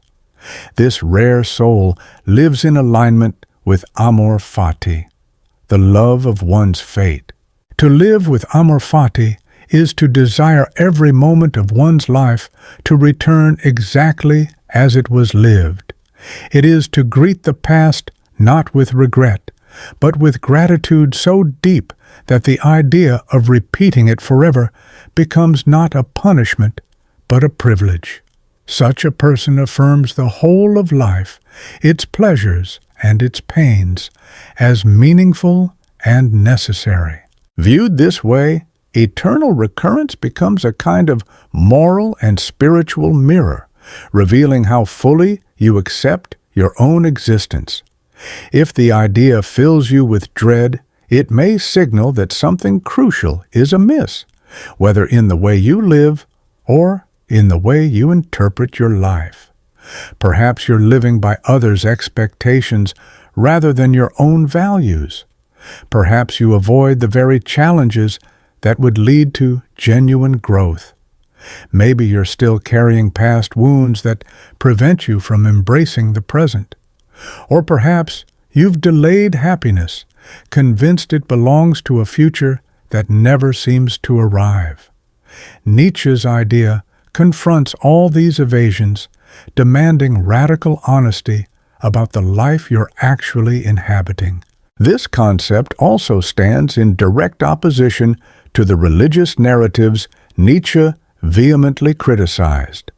Most traditional religions offer consolation through the promise of a better world beyond this one, encouraging believers to endure suffering with the hope of a future paradise. Such doctrines often diminish the importance of this life, casting it as a temporary trial rather than something to be lived fully for its own sake. They draw a line between the material and the spiritual, the present and the eternal. But eternal recurrence collapses that divide. It insists that every moment here and now holds eternal weight, equal to any imagined afterlife. There is no other realm to escape into, no ultimate redemption waiting beyond the veil. This life, right here, in all its raw and unfiltered reality, is the totality of existence. That revelation can feel either paralyzing or profoundly liberating. For those who have built their lives around a future that may never come, the idea that this moment is all there is can seem like a devastating loss of hope. When you learn to fully accept your present circumstances and find meaning within them, the idea of eternal recurrence no longer feels like a curse. It transforms into a profound celebration of life.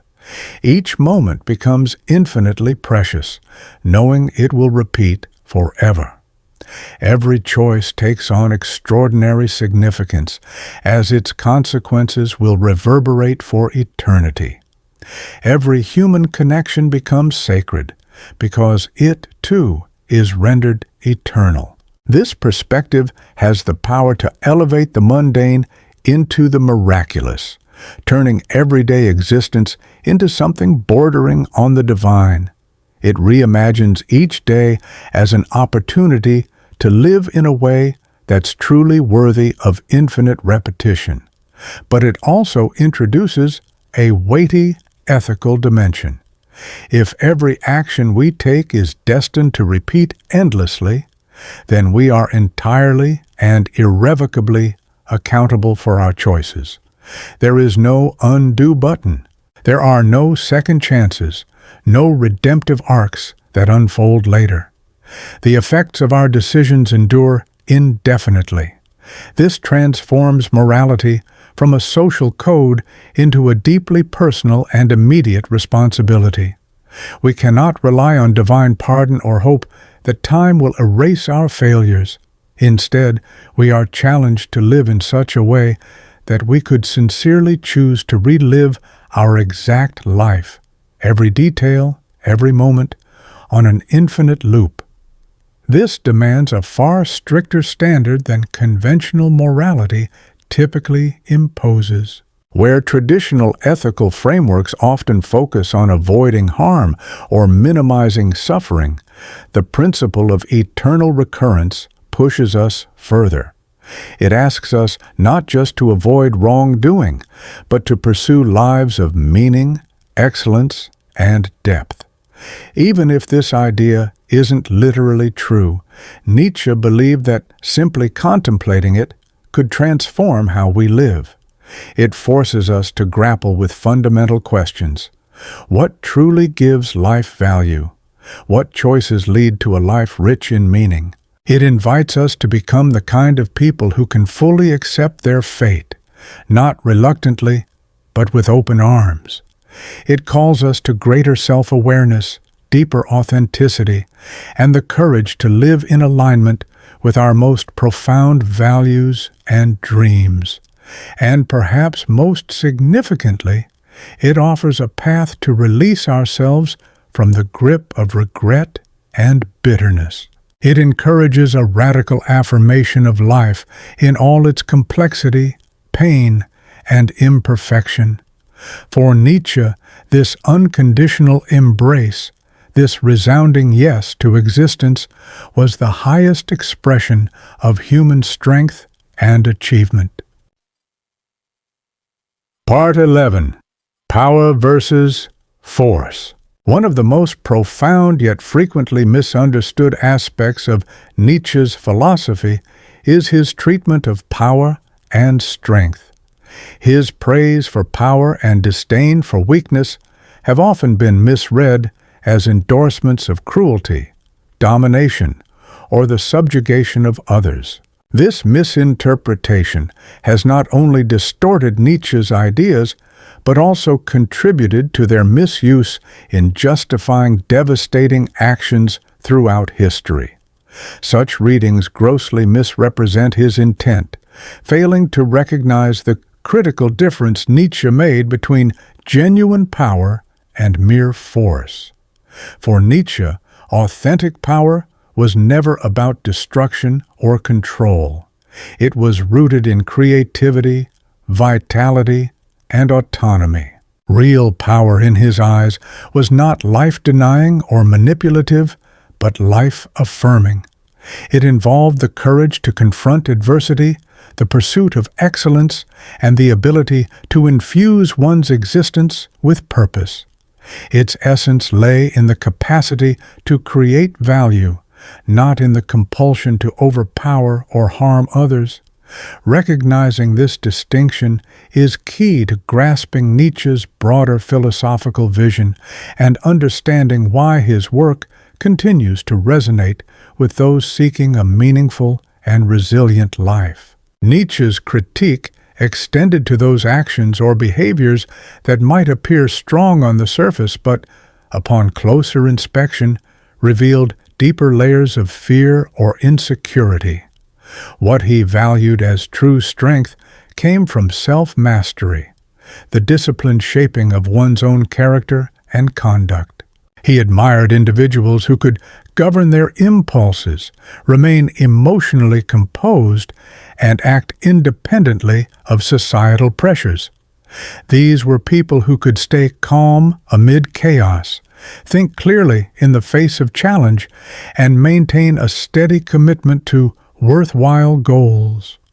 Their strength was internal, anchored in personal discipline and the pursuit of long-term growth, not in fleeting domination or displays of superiority. Such individuals could endure pain, embrace uncertainty, and persevere through trials when these efforts aligned with a higher purpose. This internal strength, Nietzsche argued, was far more powerful and admirable than brute force. It required not only courage and intelligence, but also a strong moral compass. Unlike the temporary victories won through coercion, the outcomes of inner strength were lasting and meaningful, built on substance rather than intimidation. Another vital point in Nietzsche's thought was that real power is inherently creative. Those who possessed it didn't merely destroy, they built. Whether they were artists expressing beauty, scientists uncovering truths, entrepreneurs fostering innovation, or leaders inspiring progress, these people contributed to the world in a way that enriched the human experience. They were not exploiters of others' labor or success, but active participants in generating value and meaning. Their presence elevated life itself, making the world a more vibrant and purposeful place. It was this creative, life-enhancing form of power that Nietzsche revered most deeply and sought to cultivate in others. He believed that this kind of power represented the highest expression of human potential. It was the noblest use of one's abilities and energy. Those who embodied it didn't instill fear. They inspired growth. They uplifted others, serving as models of possibility rather than as threats to be defeated or envied. In stark opposition to this stood the notion of force, which Nietzsche regarded as primitive, reactive, and ultimately doomed to failure. Those who relied on force often did so not from true strength, but from a place of fear, inadequacy, or unresolved personal struggle. Their desire to control external circumstances masked an inability to govern themselves. Dominance became a substitute for confidence, and aggression a shield for internal fragility. Though such tactics might yield short-lived success, they inevitably gave rise to resistance, animosity, and backlash. Force was not sustainable. It consumed energy, demanded constant defense, and diverted attention away from more meaningful, constructive efforts. Those who maintained power through fear found themselves in a perpetual state of vigilance, endlessly defending their position instead of building something enduring. Nietzsche reserved his harshest criticism for the moral frameworks that concealed this weakness. He observed that many who were incapable of achieving greatness resorted instead to undermining those who could. Through tactics like moral condemnation, guilt-tripping, and self-righteous critique, they sought to pull others down rather than rise themselves. In doing so, they erected value systems that glorified mediocrity and failure, while casting genuine strength and achievement as corrupt or immoral. They came to see their personal shortcomings not as flaws to overcome, but as marks of moral superiority, and they persuaded others to adopt the same belief. This attitude, which Nietzsche famously termed slave morality, was a subtle but potent illusion of strength. It allowed those without genuine power to feel virtuous, absolving them of the need to grow, improve, or transform themselves in any real way. Even more troubling, it cast self-betterment as unnecessary, or worse, as a moral failing. Unlike obvious forms of oppression, this kind of moral manipulation quietly warped both thinking and behavior. It blurred the line between authentic strength and mere force, not only on an individual level, but also within broader political and cultural systems. Throughout history, many societies have handed authority to those most adept at wielding violence, rather than those guided by wisdom or moral integrity. As a consequence, the structures of power often favored the ruthless, elevating them to positions of dominance, while those with deeper ethical insight were excluded, marginalized, or silenced. True leadership, rooted in moral clarity, discernment, and the ability to inspire others through vision and character, was frequently eclipsed by raw aggression and strategic cruelty. In the struggle for political control, brute force often triumphed over virtue. This imbalance gave rise to institutions designed to protect the privileges of the powerful, rather than to cultivate excellence or unlock human potential. Nietzsche envisioned a future in which people would learn to distinguish domination from leadership and begin to elevate those who genuinely deserved to lead. Achieving this shift would require a profound rethinking of how society defines value and success. On an individual level, it would demand the ability to recognize what true strength looks like and to reject its imitations. This meant cultivating real capability, developing talents, building inner resilience, and living with moral purpose rather than chasing prestige, wealth, or control over others. It also required a deep sense of personal accountability, a willingness to own one's choices and direction in life, rather than assigning blame to external circumstances or other people. Growth involved aiming high and working hard to reach those goals, not lowering expectations just to make success easier or more comfortable. For Nietzsche, the only meaningful competition was internal, the effort to surpass one's former self, driven by the desire to grow rather than the urge to dominate. Real power also expressed itself through generosity, the instinct to uplift others instead of hoarding resources out of fear or jealousy. This capacity to empower and support fellow human beings was a sign of genuine strength, and it contributed to a more vibrant, flourishing society. In Nietzsche's view, this was the true meaning of the will to power, not a thirst for control, but a disciplined commitment to self-mastery and continual inner development. For Nietzsche, the highest form of strength lay in the concept of self-overcoming, the never-ending pursuit of personal evolution and refinement. This path demanded a life of intentional challenge, continually setting new aspirations, confronting fresh difficulties, and refusing to become complacent in comfort or past achievements. It meant remaining open to change, willing to revise outdated beliefs, and eager to expand one's abilities through new experiences.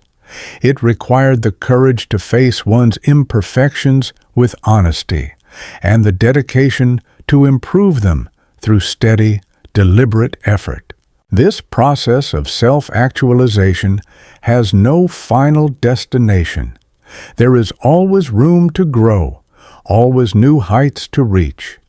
Those who embrace this path become stronger, more insightful, and more capable over time, not stagnant or diminished by age or circumstance.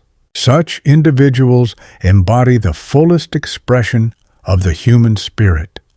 They serve as living examples of what anyone can achieve through courage, discipline, and the relentless pursuit of personal excellence. Part 12. The Genealogy of Morals. In the Genealogy of Morals, Friedrich Nietzsche offers one of his most meticulously developed and impactful philosophical works, where he undertakes a bold investigation into the origins and development of moral values. Rather than accepting conventional ideas of good and evil as eternal or universal truths, Nietzsche challenges their foundations, asking where these concepts truly come from and how they have evolved over time. Approaching morality with the mindset of a detective unraveling a historical enigma, or an archaeologist uncovering the buried layers of human culture, Nietzsche searches for the earliest meanings and purposes embedded in moral judgments. He explores how different groups, shaped by varying social dynamics and historical contexts, reinterpreted these values. What he discovers fundamentally disrupts the widespread belief in morality's timeless objectivity. Nietzsche reveals that contemporary moral systems are not the outcome of divine insight or unchanging truths. Instead, they are the end products of complex and often forgotten historical developments.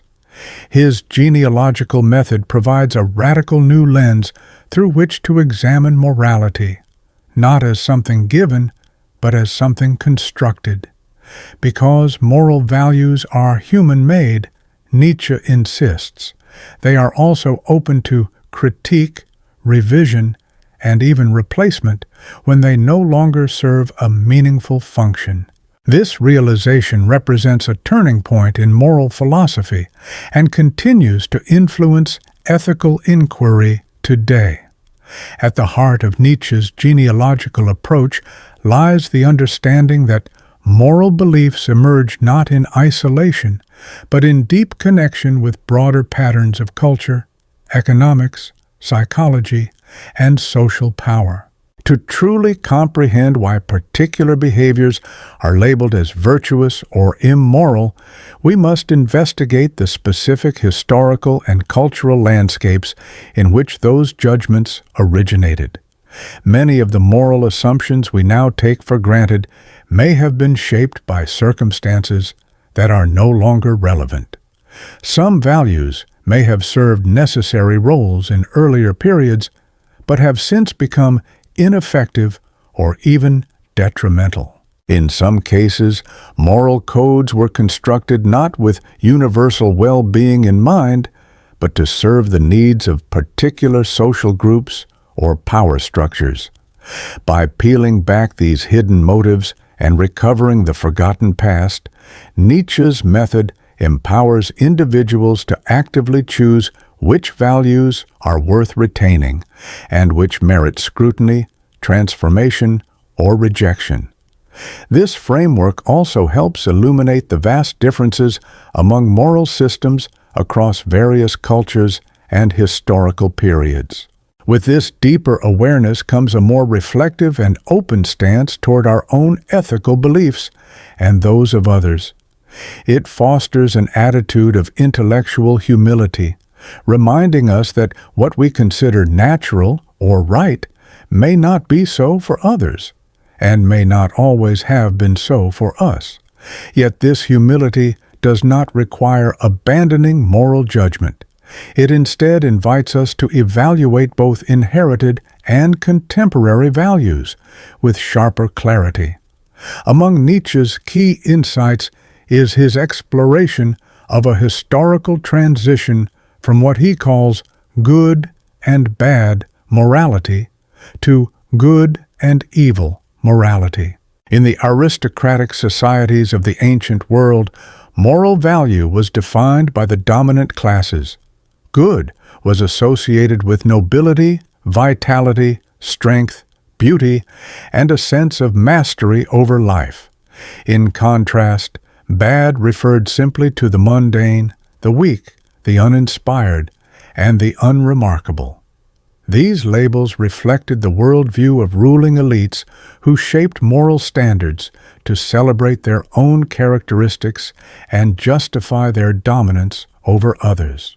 Nietzsche terms this master morality, a moral framework grounded in the affirmation of life, personal excellence, and natural hierarchy.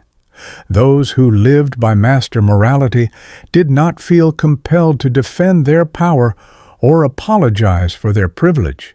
They saw their superiority as self-justifying and believed it bestowed upon them both the right and the duty to govern. But this dominant moral order did not remain unchallenged. Over time, it was undermined by a powerful counter-movement, what Nietzsche describes as the slave revolt in morality. Those who had been marginalized and oppressed began to reject the values of the aristocrats, creating a moral code that inverted the previous ideals. Traits once seen as noble, like pride, strength, and worldly success, were recast as wicked and corrupt. Meanwhile, qualities formerly viewed with contempt, such as meekness, humility, and suffering, were rebranded as moral virtues. This revaluation, Nietzsche argues, did not arise from a dispassionate concern for justice or well-being. Rather, it was driven by a deep, simmering resentment among the powerless toward those who embodied the strength and success they themselves lacked. Unable to claim these attributes, they condemned them as immoral. Lacking the ability to change their condition through action or achievement, The oppressed transformed their limitations into moral principles. Their envy and frustration were reframed as moral superiority, allowing them to see themselves as ethically elevated above their masters, even though they remained weaker or less accomplished in material terms. Nietzsche viewed Christianity as the ultimate triumph of what he termed slave morality within Western culture. In his eyes, Jesus embodied the values formed by the oppressed as a counter to the dominant values of their rulers. Instead of pursuing wealth, power, or pleasure, Jesus elevated poverty, vulnerability, and suffering. His message honored the meek, the grieving, and those lacking status or success, while warning of the moral dangers often linked to privilege and affluence. From its beginnings, Christianity drew followers largely from the disenfranchised, slaves, outcasts, and those barred from the Roman aristocracy. For these individuals, the new religion offered a radical overturning of the established hierarchy.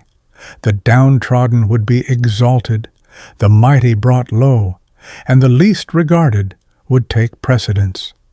Over time, the ethical framework born from the experience of the oppressed gradually supplanted the noble ideals that once defined Greco-Roman civilization.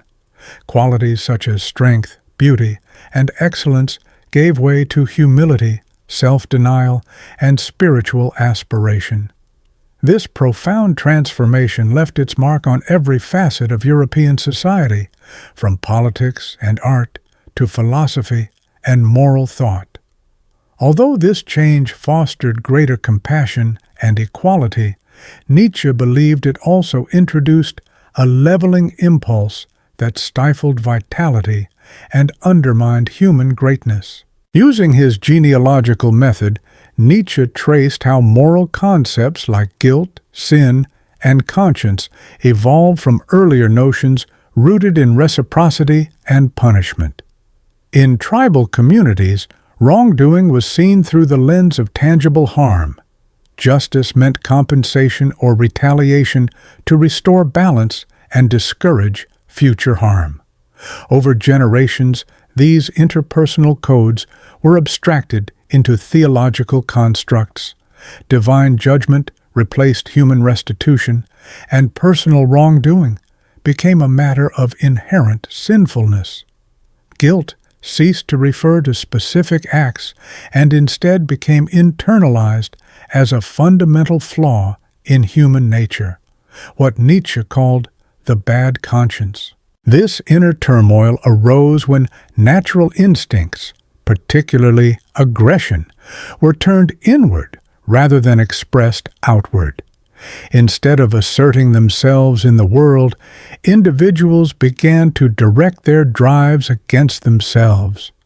Though this internalization brought about psychological suffering, it also laid the groundwork for conscience, moral reflection, and ethical restraint. Nietzsche viewed this duality as both a sign of psychological illness and a necessary phase in the development of higher human awareness. His genealogical approach further revealed that moral beliefs, often assumed to be universal, are deeply influenced by the personal interests and psychological traits of those who uphold them. Those who emphasize compassion and fairness are typically individuals who stand to gain from a more egalitarian world. Conversely, people who celebrate hierarchy and excellence are often those who already possess advantages within competitive environments. Likewise, moral systems that stress obedience and duty tend to appeal to those raised to revere authority, while values centered on autonomy and responsibility tend to resonate with individuals equipped to flourish under such conditions. No single moral viewpoint is entirely correct or wholly misguided. Rather, each reflects the needs and circumstances of its adherents. Recognizing these psychological underpinnings allows for greater ethical awareness and more thoughtful moral judgment. By examining the personal and social forces behind value systems, individuals can better understand both their own biases and the worldviews of others. Nietzsche's critique was not merely a historical investigation, it was a provocation to rethink how we live ethically. If humanity once invented its moral codes, then it retains the ability to revise them in light of new realities. This does not mean all moral systems are equally valid, or that ethical standards are meaningless. Instead, Nietzsche challenged people to take ownership of their values, to shape them deliberately, guided by ideals that affirm life, foster human flourishing, and respond honestly to the complexities of existence. Rather than passively inheriting moral traditions, Nietzsche urged individuals to judge ethical systems by their practical effects. Morality should be evaluated based on how well it supports creativity, growth, and adaptability. In this sense, Nietzsche's Genealogy was not just a critique, but a manifesto for renewal.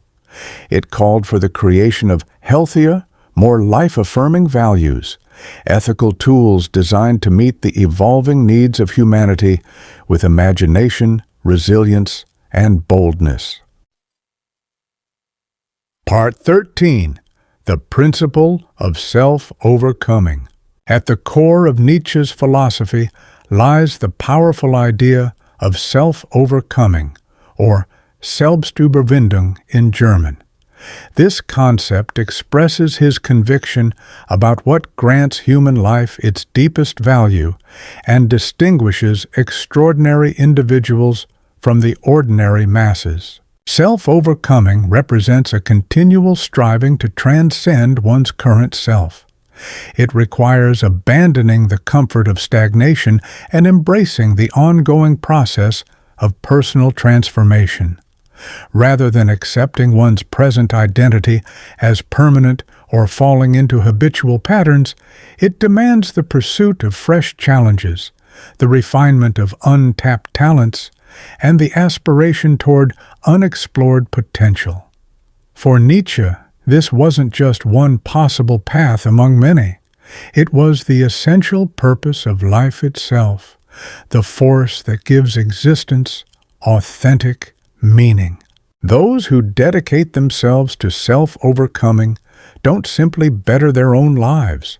They actively participate in the elevation of human consciousness and the advancement of humanity. On the other hand, those who avoid this journey choose ease over evolution, settling for mediocrity instead of striving for greatness. In Nietzsche's view, reaching one's potential is not a luxury. It is a necessity. The path begins with a fearless confrontation with the truth of who we are. This means facing personal limitations head-on with honesty and courage. While many people shy away from acknowledging their flaws or avoid examining the gap between who they are and who they could become, self-overcoming demands a different kind of bravery. It asks us to stop making excuses, to cease blaming external factors, and to reject the temptation to ignore our failures. Yet this is not a call for self-punishment or harsh self-criticism. Genuine self-overcoming requires a clear and sober assessment of oneself, an honest inventory of one's strengths, weaknesses, choices, and efforts. This level of awareness forms the bedrock of authentic growth. It allows individuals to see themselves as they truly are and to identify areas where development is both needed and possible. Though such insight may initially be uncomfortable, it ultimately brings liberation, dissolving the illusions that keep real progress out of reach. Equally essential is the establishment of purposeful and demanding goals. These goals must challenge the individual, pushing them beyond what they already know and can do, yet remain realistically attainable. Crucially, they must originate from internal conviction rather than external approval. The growth that matters most is that which calls forth something new from within, not simply the repetition of what has already been mastered. Striking the right balance here is vital. Goals that are too easy fail to stimulate change, while those too far beyond reach can lead to exhaustion and discouragement.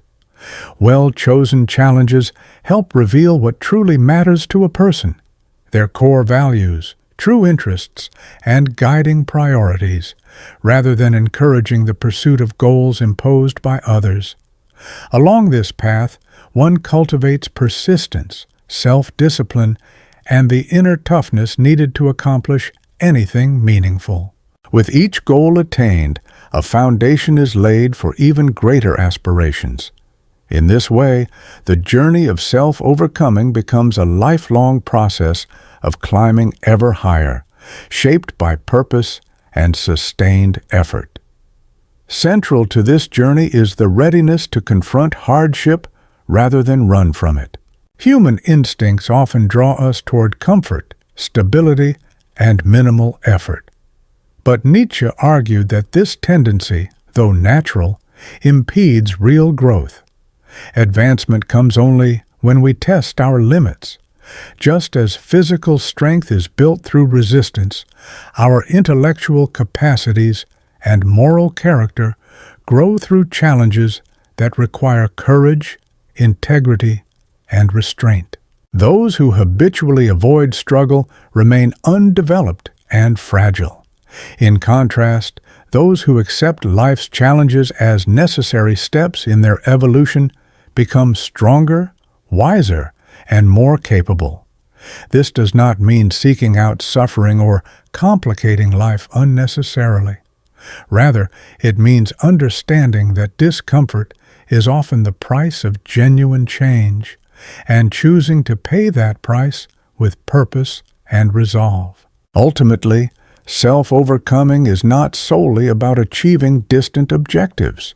Its deepest value lies in finding meaning within the process itself. Those who learn to appreciate the act of striving, who find fulfillment in every effort made against resistance, experience a richer, more enduring joy than any single accomplishment can provide. Self-overcoming transcends the simple act of refining abilities or achieving personal milestones. It entails a radical reimagining of one's relationship to life itself. At its essence lies what Nietzsche described as a philosophy of ongoing experimentation and transformation, a way of engaging with the world that shapes our decisions, ambitions, and sense of purpose. It asks us to treat life not as a problem to be solved, but as an ever-evolving creation, something to be crafted with care, like an evolving masterpiece. To follow this path means being open to questioning and redefining our beliefs, habits, and objectives whenever deeper truths or more meaningful alternatives come into view. Instead of clinging to comfortable methods or well-worn paths, self-overcoming invites courageous exploration and calculated risk. It calls for learning from both our victories and our failures, refusing to be paralyzed by fear, and instead treating every experience as a source of insight. Those who commit to this approach often develop greater imagination, adaptability, and emotional resilience than those who rigidly adhere to fixed plans or unexamined expectations. As a result, they forge richer, more multifaceted identities, becoming not only more compelling to others, but more alive to themselves. Moreover, self-overcoming is far from a solitary undertaking. Its significance extends into the social and cultural spheres. People who actively strive to elevate themselves often inspire similar efforts in those around them, simply through their presence and encouragement. They contribute to building communities where ambition, growth, and the pursuit of excellence are nurtured and celebrated rather than suppressed. Their example helps shift collective norms, raising the bar for what is considered possible and worthwhile.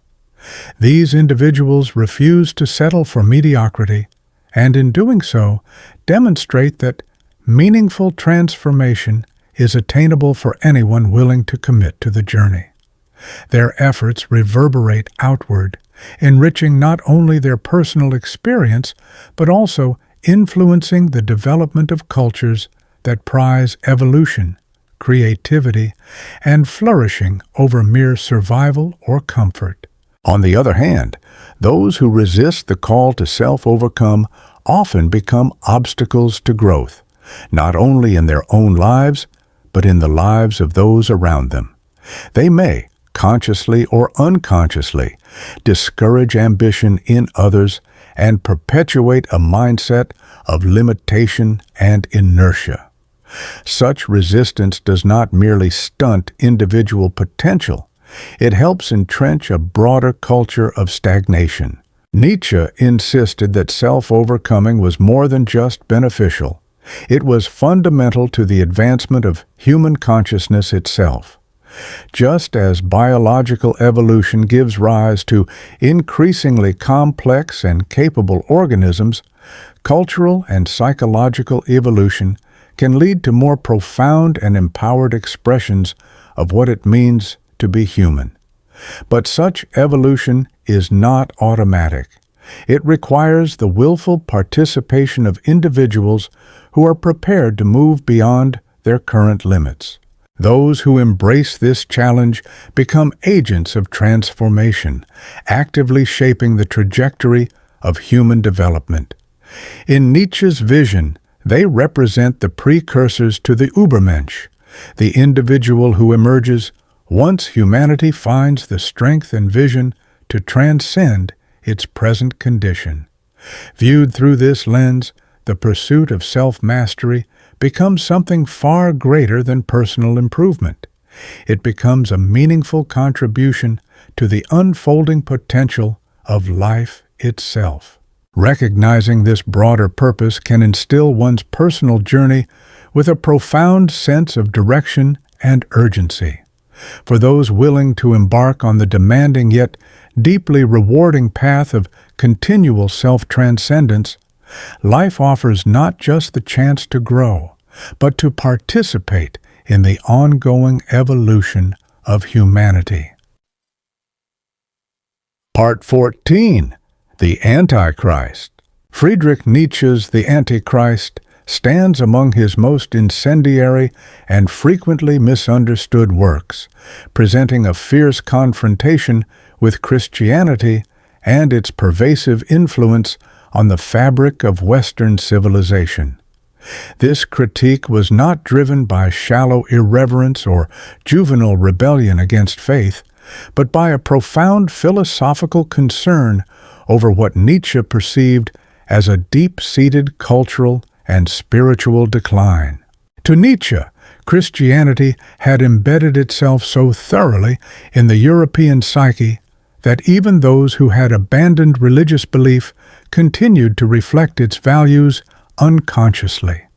He argued that the moral framework shaped by Christianity encouraged passivity, weakness, and an aversion to the fullness of life, a stark contrast to the vitality and strength that once animated earlier, more robust cultures. Engaging seriously with Nietzsche's philosophy requires a confrontation with his attack on Christianity. He saw the religion not simply as false, but as fundamentally obstructive to human flourishing. His purpose was not merely to tear down tradition, but to initiate a radical purification, a clearing away of moral and intellectual debris, to prepare the ground for a revitalized, life-affirming vision of humanity. At the heart of this endeavor was a dramatic reevaluation of the values that had long defined the European moral outlook. Nietzsche's principal grievance with Christianity centered on its denigration of earthly existence in favor of a hypothetical afterlife. Christian teachings framed this world as a temporary test or place of exile, not something to be fully embraced. Instead of encouraging people to live with intensity and presence, Christianity directed them toward salvation in a realm beyond death. This orientation, Nietzsche claimed, had deeply damaging consequences, both for the individual psyche and for society at large.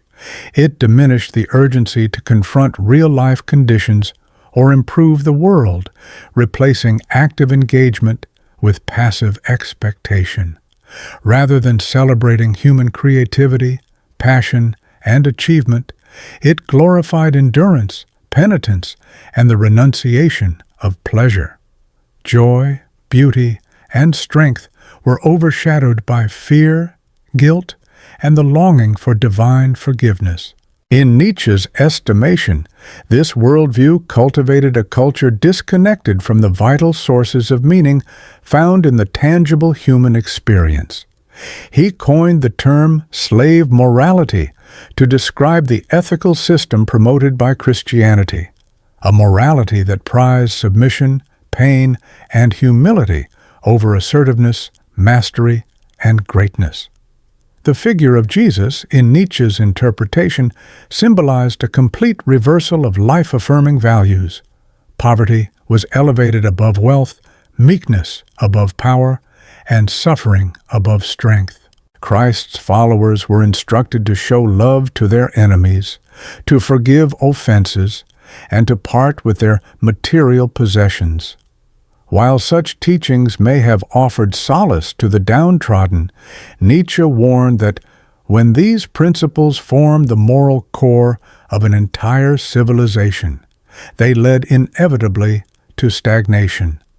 A society built on self-denial and universal humility, he argued, would suppress ambition, discourage excellence, and instill shame where pride should reside. This ethos of renunciation, according to Nietzsche, gave birth to what he called the bad conscience.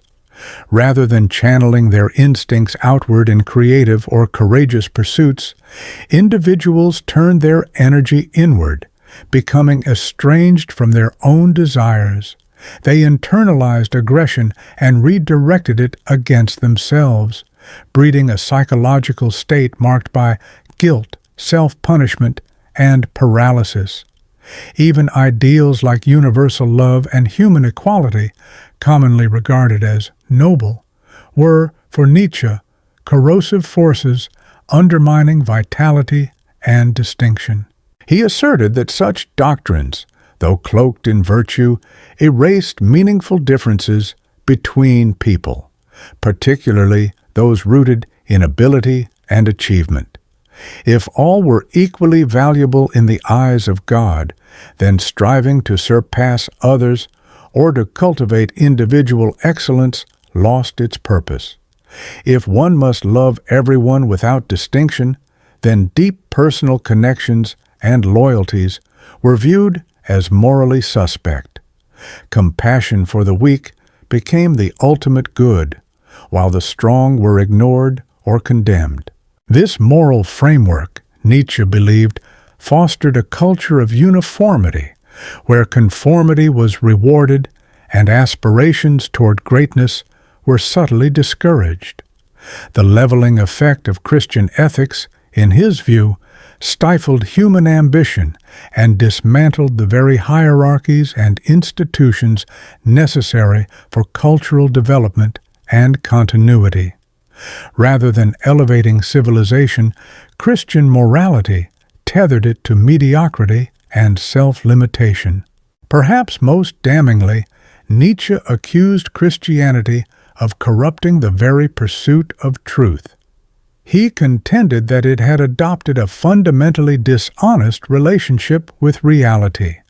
one that prioritized faith, dogma, and moral comfort over critical inquiry and intellectual honesty. Christian doctrine claimed its foundation lay in divine revelation, presenting itself as a source of absolute and eternal truths to life's deepest questions. Yet, these claims could not be verified through reason or empirical evidence. Believers were expected to accept them on faith alone without material proof. This reliance on faith over evidence encouraged the acceptance of beliefs not because they were true, but because they were comforting or socially reinforced. This approach bred a suspicion of intellectual endeavors that might challenge religious dogma. Disciplines such as science, philosophy, and the arts were often treated with wariness, as their findings could potentially contradict traditional religious views. As a result, a culture took shape that publicly praised truth while privately clinging to illusions that provided emotional or societal security. Over time, individuals became adept at conforming to accepted norms in public, even if they held private doubts. They learned to repress uncomfortable questions and critical thinking for fear of disrupting their own sense of stability or provoking disapproval. This widespread suppression of intellectual honesty extended far beyond religion, affecting the broader cultural landscape. It hindered genuine creativity and innovation as people grew wary of exploring ideas deemed controversial or subversive. Despite the sharpness of his criticism, Nietzsche did not entirely dismiss the historical value of Christianity or its role in shaping civilization. He recognized that Christian moral teachings had helped civilize violent societies, especially during the chaotic aftermath of the Roman Empire's collapse. Principles like compassion, mercy, and protection of the weak served to moderate cruelty and promote social cohesion. Christianity also played a crucial part in building essential institutions such as hospitals, schools, and charitable organizations, significantly improving human welfare. Its emphasis on personal morality and inner conscience influenced the development of ethical philosophy and early psychology. Still, Nietzsche believed that these advancements had come at a steep price. In his view, Christianity had ceased to serve a constructive role by the 19th century and had become a barrier to further human development.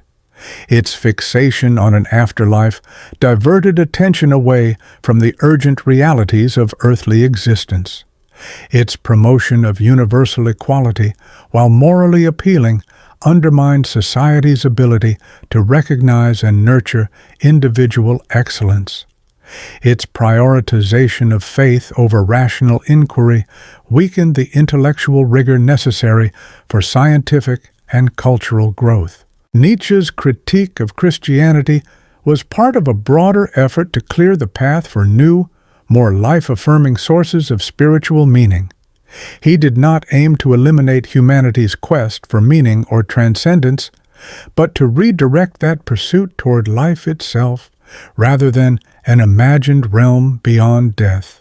He championed a return to the values of classical antiquity, ideals that celebrated vitality, aesthetic achievement, and individual greatness, in contrast to Christianity's focus on humility, submission, and uniformity. Rather than advocating self-denial and obedience to external authority, he proposed a vision of life centered on self-creation and the affirmation of one's own values. He urged a commitment to intellectual courage and honesty in place of uncritical faith and conformity. Ultimately, Nietzsche called on humanity to discover meaning and worth in the present world, not in speculative visions of reward or punishment after death. Such a cultural shift would demand bold, visionary individuals capable of redefining values and inspiring others to follow. Though challenging, Nietzsche believed this transformation was not only possible, but essential for the continued evolution and vitality of human society. Within this framework, the figure of the Antichrist should not be seen solely as a force of destruction, but as one of liberation, a figure who tears down obsolete systems to clear the way for something greater. Symbolically, the Antichrist represented the possibility of moving beyond Christianity toward more authentic and life-affirming spiritual expressions, ones that foster human potential and the pursuit of excellence. Part 15. What does not kill me makes me stronger. Among the many influential quotes attributed to Friedrich Nietzsche, perhaps none has achieved as much cultural traction or suffered from as much misinterpretation as the aphorism, "What does not kill me makes me stronger." This phrase has been absorbed into the fabric of modern motivational culture, often repeated in self-help literature, inspirational media, and speeches as a catch-all slogan for resilience. However, as with much of Nietzsche's philosophy, the phrase carries far more depth than its common usage implies. To understand its true intent, one must consider the psychological and philosophical framework within which Nietzsche articulated it. Crucially, Nietzsche was not asserting a general psychological law that applies to all individuals. Instead, he was proposing a particular stance, a cultivated orientation toward suffering that only certain individuals might be capable of adopting under specific conditions. Interpreted correctly, this concept offers profound insight into the human capacity for resilience and transformation. Misapplied or taken at face value, however, it risks fostering dangerously simplistic beliefs that disregard the very real and lasting damage trauma can cause. Exploring the authentic meaning of this phrase allows us to better understand both the strengths and the limitations of Nietzsche's view of human development. He introduced this idea in Twilight of the Idols, reflecting not on humanity in general, but on his own psychological experience and the strategies he had used to confront adversity. Nietzsche was not offering a one-size-fits-all rule about suffering. He was narrating a personal process, how he had managed to grow stronger through life's trials and tribulations. This nuance is essential. Nietzsche clearly recognized that suffering does not automatically lead to growth. In many cases, it breaks people. He was well acquainted with the destructive power of war, illness, poverty, and other forms of trauma on those around him. He understood that not everyone has the internal capacity to convert suffering into strength. His point was about a specific human potential, one that some may possess innately, and others may cultivate with effort. It was a model to strive toward, not a universal truth or inevitability. Moreover, Nietzsche made it clear that this transformation required more than passive endurance. It demanded active participation, sustained effort, and a disciplined mindset. Simply surviving hardship does not, in itself, produce strength. Individuals had to engage with their suffering, seeking purpose and extracting value from it. Turning adversity into growth involved several core psychological traits that Nietzsche observed in himself and in those who exhibited true resilience. First among these was perspective, the ability to view suffering not as a permanent catastrophe, but as a temporary, navigable challenge. Those who emerged stronger from pain tended to frame their hardships as fleeting and solvable. They believed that even intense suffering would eventually pass, and that they retained some power to shape their situation. Rather than collapsing into despair or accepting powerlessness, they held onto a sense of agency, a belief that they could take action to improve their reality. Second, these individuals treated suffering as a source of insight. They mined their experiences for lessons, using adversity to deepen their self-understanding and refine their approach to life. Instead of wallowing in bitterness or seeking blame, they asked what wisdom could be carried forward from the pain they had endured.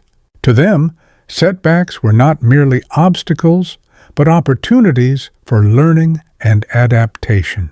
Third, they channeled their suffering into forward momentum.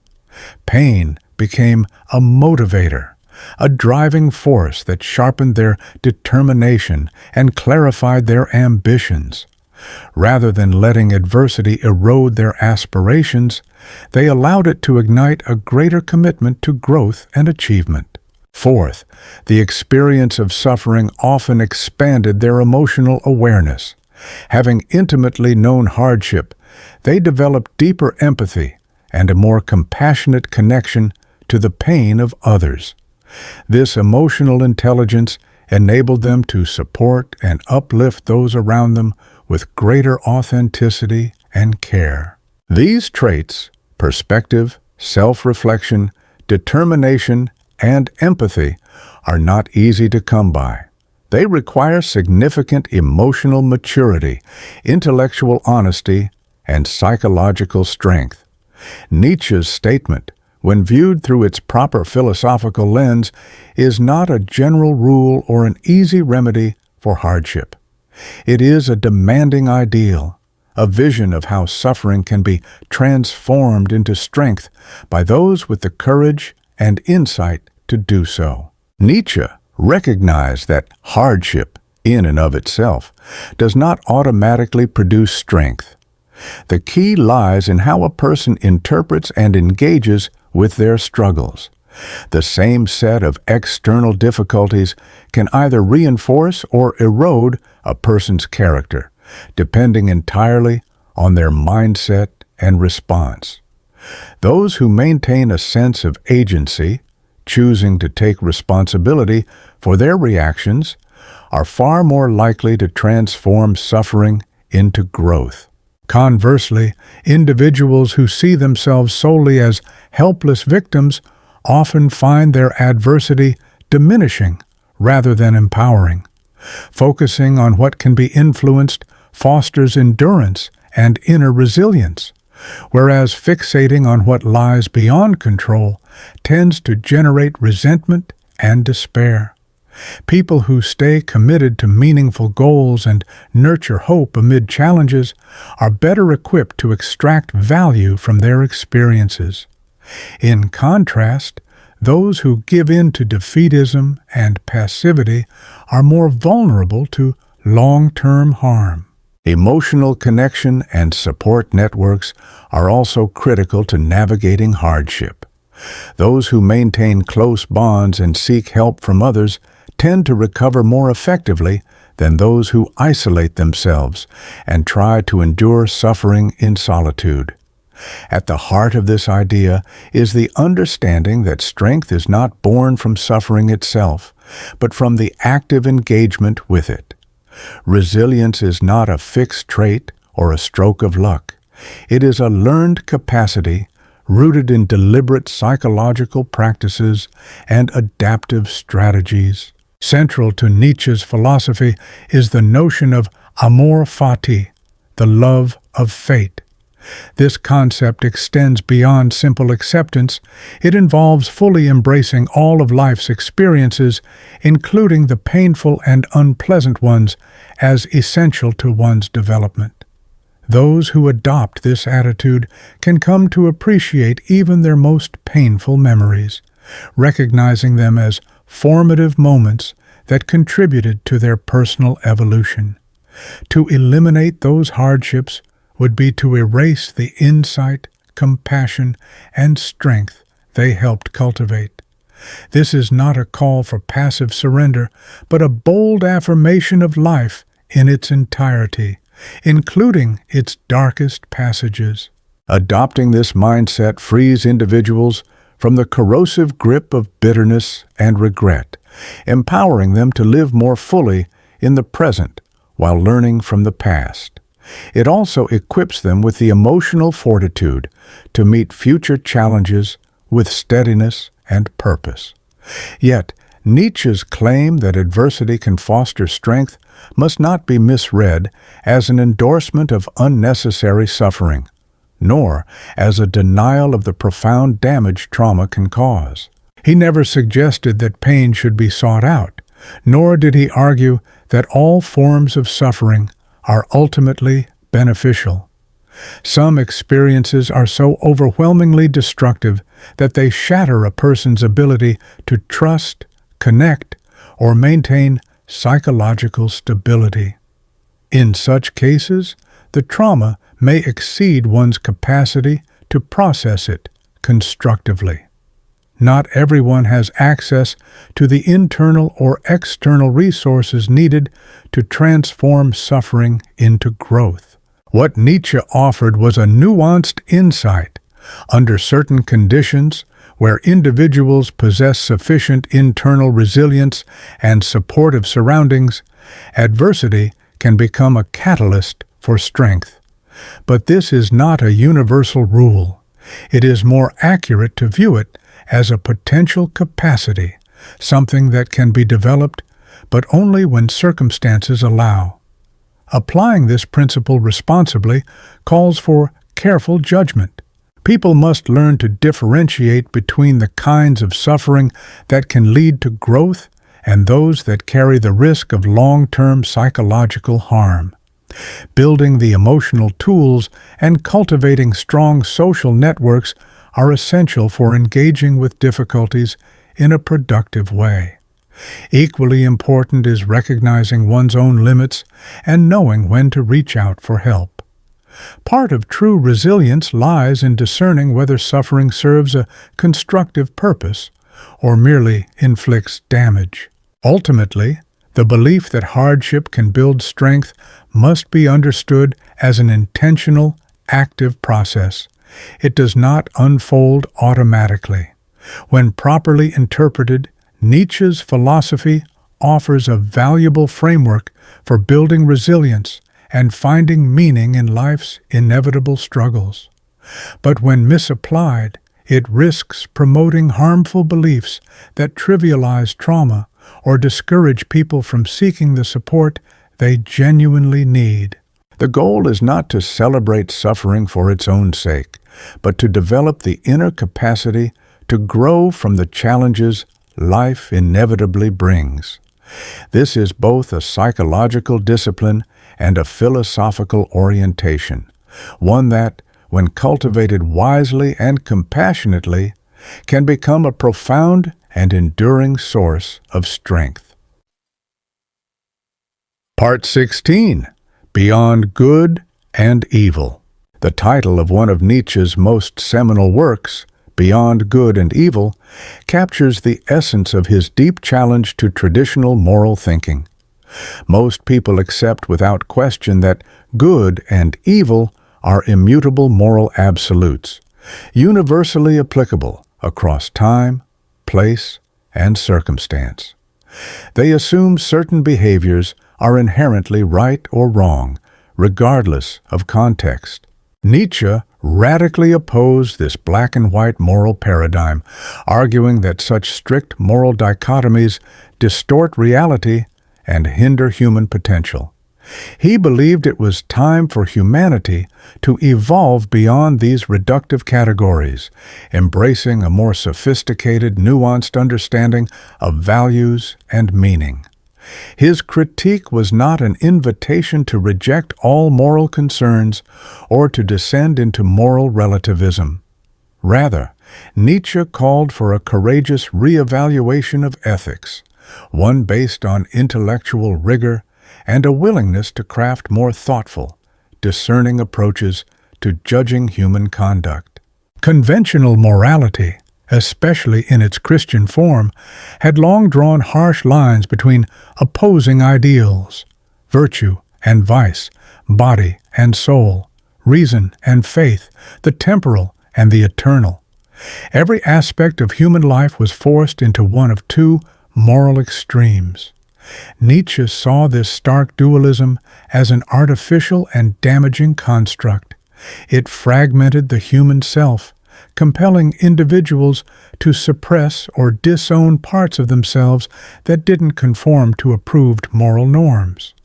To Nietzsche, this repression was both psychologically unhealthy and philosophically flawed, because the complexity of lived experience defies such rigid boundaries.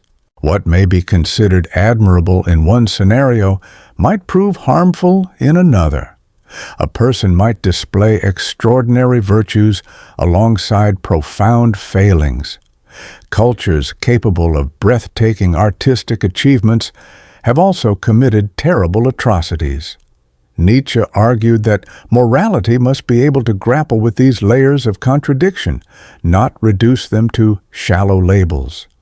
To move beyond good and evil does not mean embracing amorality or claiming all choices are equally justifiable.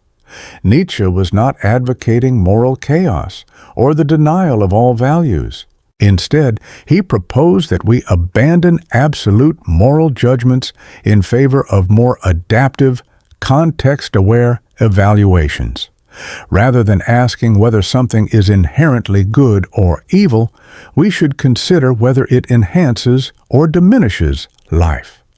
Rather than imposing fixed rules on all situations, we should examine the particular circumstances and the people involved. Instead of clinging to abstract, inherited dogmas, we must assess real-world outcomes and their effects on human flourishing. Such a perspective demands greater intellectual integrity and moral independence than simply obeying handed-down commandments. It requires each person to engage deeply with ethical questions, to reason critically, and to assume full responsibility for their moral decisions, not just defer to institutional or religious authorities. Central to Nietzsche's ethical philosophy is the idea that moral systems are human creations, not divinely ordained truths. Across cultures and historical epochs, people have developed widely divergent moral codes, each shaped by its own environment, struggles, and values. What one society may revere as a noble virtue, another might condemn as a moral failing. Acts considered heroic in one generation might be judged barbaric in another. This does not mean that all moral views are equally valid, but it does mean that no single ethical framework can credibly claim eternal, universal authority. Every moral system, in Nietzsche's view, is a cultural attempt to grapple with timeless human concerns, how we coexist, and how we make life meaningful. Some of these systems have served their societies well, others have faltered, but all remain subject to change and should evolve as human conditions and understandings develop. Recognizing this allows us to question the moral doctrines we've inherited, to refine or discard them when they cease to serve us. Nietzsche believed that the great moral codes of the past once had essential functions, but had become outdated. Take Christian morality. It played a significant role in pacifying violent tribes and stabilizing social life in the centuries after Rome's fall. But by the 19th century, Nietzsche saw it as a relic impeding progress. Its emphasis on humility, self-denial, and preoccupation with the afterlife, he argued, weakened the vitality of modern European culture. People were losing the strength to confront the challenges of contemporary existence. In addition, its inflexible moral laws left little room for creative or thoughtful responses to new ethical questions. and its foundation on divine authority was becoming less persuasive to an increasingly secular, educated public that no longer accepted religious doctrines at face value. Humanity stands at a pivotal moment, one that demands the creation of new ethical systems capable of steering us through an uncertain and ever-changing world. Meeting this challenge requires what Nietzsche described as a radical reassessment of our foundational values. To move beyond the simplistic duality of good versus evil, we must confront the nuanced and often contradictory forces that influence human conduct. Traditional moral thinking tends to flatten this complexity, reducing actions to single motivations such as altruism, obligation, or selfishness. Nietzsche rejected this reductionist view, insisting that the human mind operates through far more complex dynamics. An action is rarely driven by a lone impulse. Rather, it often stems from a mixture of intentions, some admirable, others less so.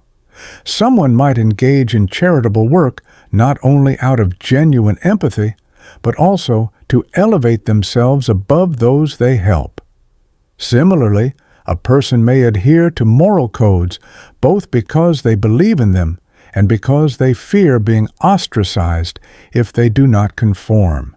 Even the quest for knowledge, often considered a noble endeavor, may be motivated by both an authentic curiosity and a subconscious desire to outshine others intellectually. Acknowledging this blend of incentives doesn't strip these actions of their value, but it does complicate our ability to judge them in absolute terms. Moral certainty becomes harder to maintain, challenging the comforting illusion that people can be easily categorized as either virtuous or wicked. Instead, we are called to recognize the internal contradictions that exist within all of us. Nietzsche's call to transcend good and evil is deeply tied to his insistence on intellectual integrity. Many people are drawn to moral frameworks that reinforce their self-perception and validate their behaviors. They want to believe they are morally upright and deserving of admiration. At the same time, they often label those who oppose them as fundamentally immoral and blameworthy. This mindset may offer emotional comfort, but it also obstructs deeper understanding and genuine personal growth. To truly move beyond conventional morality, we must cultivate the bravery to see both ourselves and others as we truly are, complex, flawed, and multifaceted, not as idealized versions we wish to project. This requires us to embrace the full spectrum of human potential, the ability to create and to destroy, to feel love and harbor resentment, to aspire to greatness or succumb to triviality.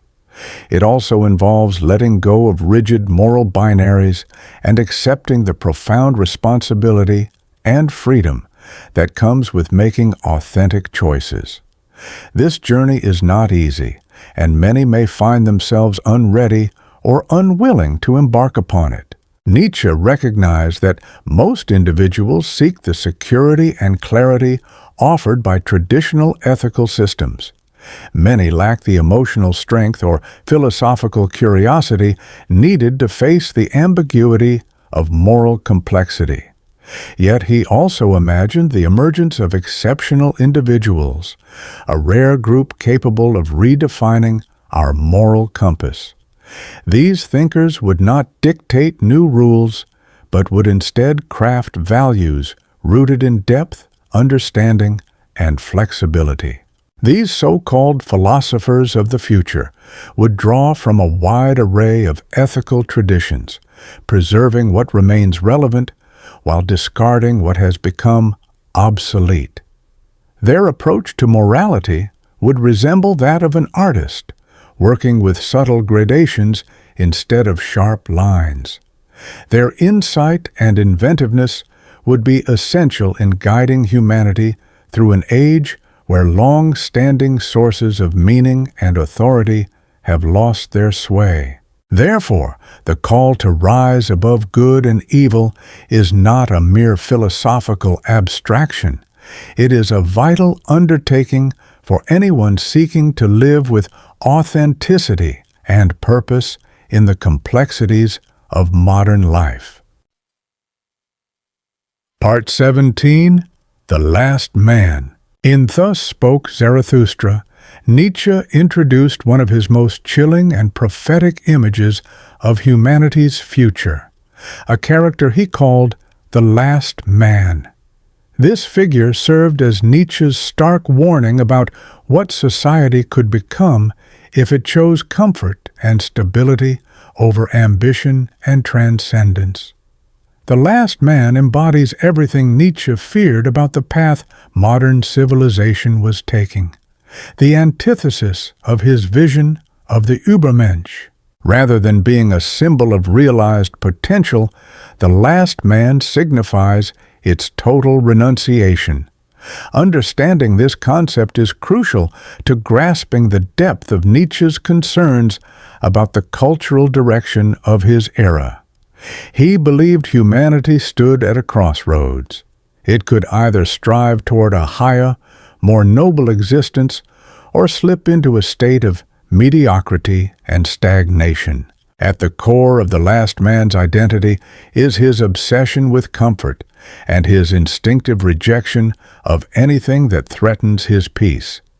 He seeks to eliminate risk, challenge, and unpredictability from his life. His values are centered on convenience, predictability, and personal security.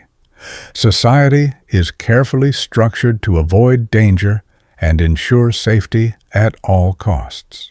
Within such a world, people have all their basic needs met: food, shelter, and an endless stream of distractions, yet there is nothing to stimulate growth or demand significant personal effort. Conflict is smoothed over through excessive tolerance and constant compromise, while standards are deliberately lowered to ensure universal inclusion and prevent failure. Pain is dulled by medication. Discomfort is seen as a problem to be solved, not endured. What results is a society filled with individuals who are physically satisfied but spiritually diminished. Though surrounded by material abundance, they have lost any sense of higher purpose. The Last Man is emotionally numb, incapable of deep love, hate, or any feeling strong enough to inspire sacrifice or meaningful struggle. He holds opinions, but with detachment, readily discarding them whenever they become inconvenient or unpopular. His pleasures are fleeting and shallow, offering no lasting fulfillment. He engages in relationships, but avoids intimacy, unwilling to expose himself to the vulnerability true connection requires. He sets goals, but abandons them at the first sign of difficulty. His entire life is tepid, lacking passion, risk, or profound meaning. He no longer knows what it means to truly live. Rather than pursuing a meaningful existence, he simply continues, mistaking safety for significance and ease for joy. Another defining trait of the Last Man is his instinctive conformity. He is desperate to fit in and terrified of drawing attention or criticism. He embraces whatever beliefs and trends dominate the moment, not because he understands or believes in them, but because conformity is safer than standing alone. He is suspicious of those who hold strong ideals or challenge the prevailing norms. His leaders are chosen not for their boldness or vision, but for their ability to maintain stability and preserve comfort. He champions equality not from a sincere commitment to justice, but from fear that anyone might rise above him. By relinquishing personal responsibility and moral judgment, he finds comfort in disappearing into the crowd. Nietzsche viewed this as humanity's transformation into herd animals, abandoning the pursuit of true individuality. This archetype also represents what Nietzsche saw as a distinctly modern form of nihilism. The last man doesn't believe life has any deeper meaning, and rather than finding freedom in that realization, he sinks into apathy. Lacking a sense of purpose, he distracts himself with temporary pleasures and surface-level entertainment. Instead of creating values or forging meaning, he consumes experiences passively. His life becomes a series of tasks to manage rather than an adventure to embrace. The traditional sources of meaning, religion, honor, love, and devotion to a cause greater than oneself, no longer hold power over him. But he has found nothing of equal depth to replace them. He drifts through existence in a shallow contentment that barely conceals an underlying emptiness. In the end, he chooses to be a comfortable being rather than striving to become fully human. For Nietzsche, the last man was not just a philosophical construct, he was the inevitable result of egalitarian and democratic ideals pushed to their limits. Instead of elevating humanity, these ideals risked pulling it downward toward sameness, mediocrity, and the quiet extinction of the human spirit. These political ideologies originated from commendable motives to reduce human suffering and foster a more equitable society. However, when pursued blindly or without careful judgment, they risk creating a world that eradicates not only unnecessary pain, but also the vital challenges that cultivate individual and collective growth. Rather than offering fair opportunities, such systems can impose enforced sameness. Instead of preserving political freedom, they might remove the demands of personal accountability. In striving to provide universal care, they could inadvertently rob people of the inner drive to rise above their circumstances. Friedrich Nietzsche's notion of the last man served as a powerful warning, an image of what society might become if it chose ease over ambition, safety over striving. In this vision, humanity relinquishes its higher aspirations, favoring comfort and predictability. The emergence of the last man represents not progress, but stagnation, a halting point where human potential is no longer pursued. Unlike other animals, humans possess a unique capacity to transcend themselves, to grow, to evolve, to create art, pursue truth, build cultures, and push the frontiers of what is possible. The last man, by contrast, forfeits this potential. He trades challenge for security, risk for repetition. In doing so, he doesn't merely reflect personal complacency.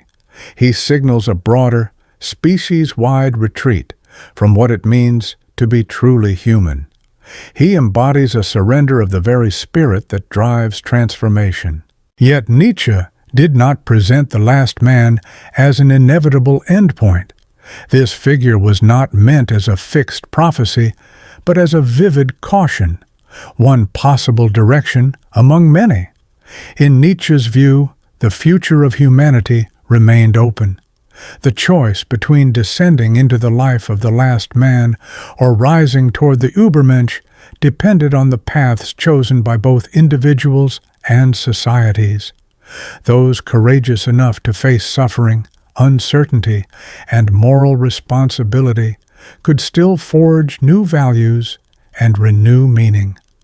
But those who withdrew into comfort and convention risked losing their essence and devolving into mere shadows of what humanity could be.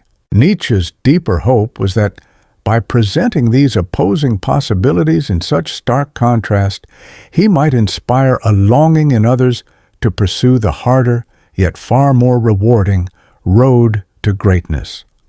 The last man serves as a mirror, compelling each of us to consider our own direction. Are we striving toward excellence, or are we slipping into mediocrity? The answer to that question may determine not only the arc of our personal lives, but the destiny of human civilization itself. Part 18. The Revaluation of All Values. Nietzsche viewed his time as a turning point in the trajectory of human civilization. The long-standing foundations of moral authority and meaning had crumbled or lost credibility, yet no viable alternatives had emerged to take their place. This collapse created a dual-edged situation, one filled with profound risk but also extraordinary opportunity. Humanity, if it could face and rise above this existential rupture, had the potential to transform itself into something far more creative, powerful, and affirming of life. On the other hand, failing to establish new guiding values could lead society into a deep spiral of nihilism and spiritual deterioration. Nietzsche saw himself as uniquely situated, philosophically and historically, to confront this crisis directly. He considered it his intellectual responsibility to initiate what he termed a revaluation of all values, a fundamental and radical overhaul of all prevailing moral and cultural beliefs. Concepts like virtue and vice, righteousness and sin, holiness and blasphemy, all were subject to critical scrutiny and needed to be examined from their very roots. Such a sweeping re-examination was, in Nietzsche's view, unavoidable, because the very structure of Western civilization had been profoundly shaken by a range of intellectual and societal revolutions. The advance of science had discredited literal interpretations of religious doctrines. Historical analysis had revealed that sacred texts were authored by humans, not divine beings. Democratic movements had chipped away at the credibility of inherited authority and rigid class systems. Simultaneously, massive economic changes disrupted long-standing social norms and roles. Although many of these developments were progressive and liberating, they also inadvertently dismantled the cohesive worldview that had unified European culture for centuries. In the absence of this shared moral and spiritual framework, people found themselves adrift, without clear ethical direction or a sense of existential purpose. Some reacted by clinging more fiercely to religious dogma, attempting to reassert traditional doctrines through authority or blind faith. Others succumbed to nihilism, believing that in the absence of absolute truths, nothing held value. Nietzsche, however, proposed a more daring and constructive response: the active creation of new values capable of supporting a culture that embraced life in all its complexity. He argued that this transformation must begin with an honest analysis of how values originated and what roles they were intended to fulfill. Nietzsche challenged the widespread assumption that moral systems are eternal or divinely ordained. Instead, he argued that values are human inventions shaped by particular historical conditions and psychological needs. For instance, Christian morality emerged from communities that were oppressed and marginalized, groups that found strength in values such as humility, hope, and redemption. In those specific contexts, such values provided comfort and spiritual endurance. But Nietzsche questioned whether these same values remained appropriate in entirely different social and cultural environments.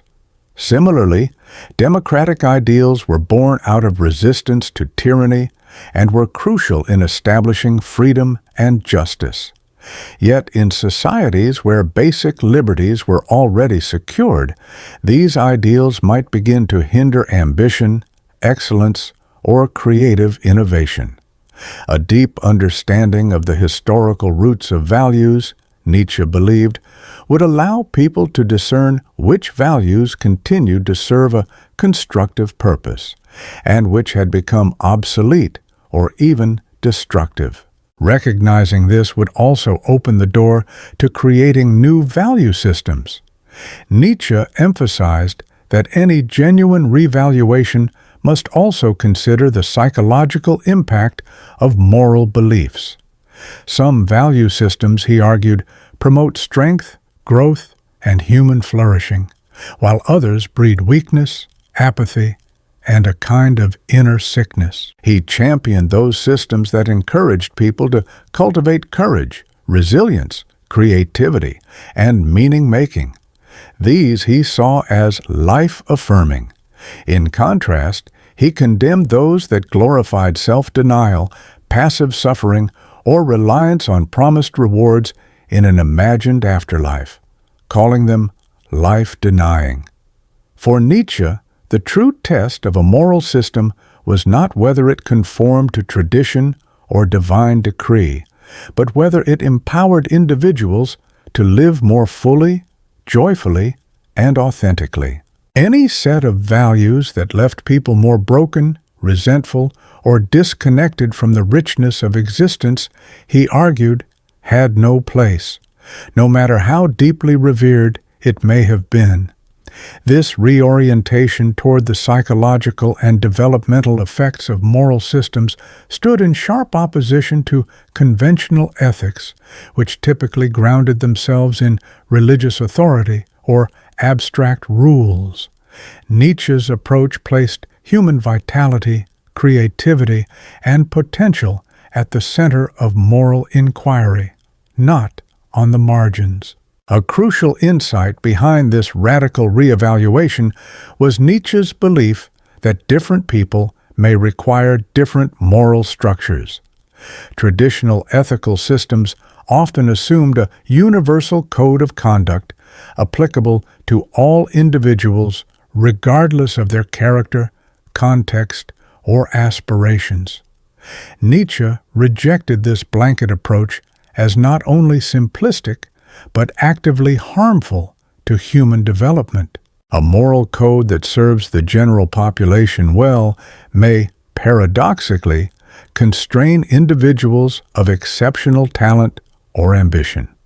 Social norms that promote stability and unity can become hindrances for those striving toward extraordinary achievements. Likewise, ethical principles designed to protect the weak and suffering might unintentionally suppress the daring and creative. For this reason, any serious rethinking of morality must recognize the diversity of human potential and establish multiple frameworks, each designed to serve different objectives and accommodate different types of individuals. This approach is not a call for moral relativism or a rejection of standards. Instead, it advocates for a more flexible and discerning model than conventional moral systems usually allow. The new ethical paradigms must reflect the intricate nature of humanity and the complexities of the societies we form. Equally vital to this revaluation is the question of who holds the authority to shape these new value systems. Traditionally, moral codes were dictated by religious institutions that claimed divine endorsement. But in a world where such claims no longer carry universal credibility, we must identify a new, secular foundation for moral legitimacy. Friedrich Nietzsche proposed that this role be assumed by a new kind of thinker, what he called free spirits. These would be individuals who had broken away from inherited dogmas and were unafraid to interrogate deeply entrenched convictions. Equipped with both intellectual rigor and creative insight. They would be capable of imagining new ways of living.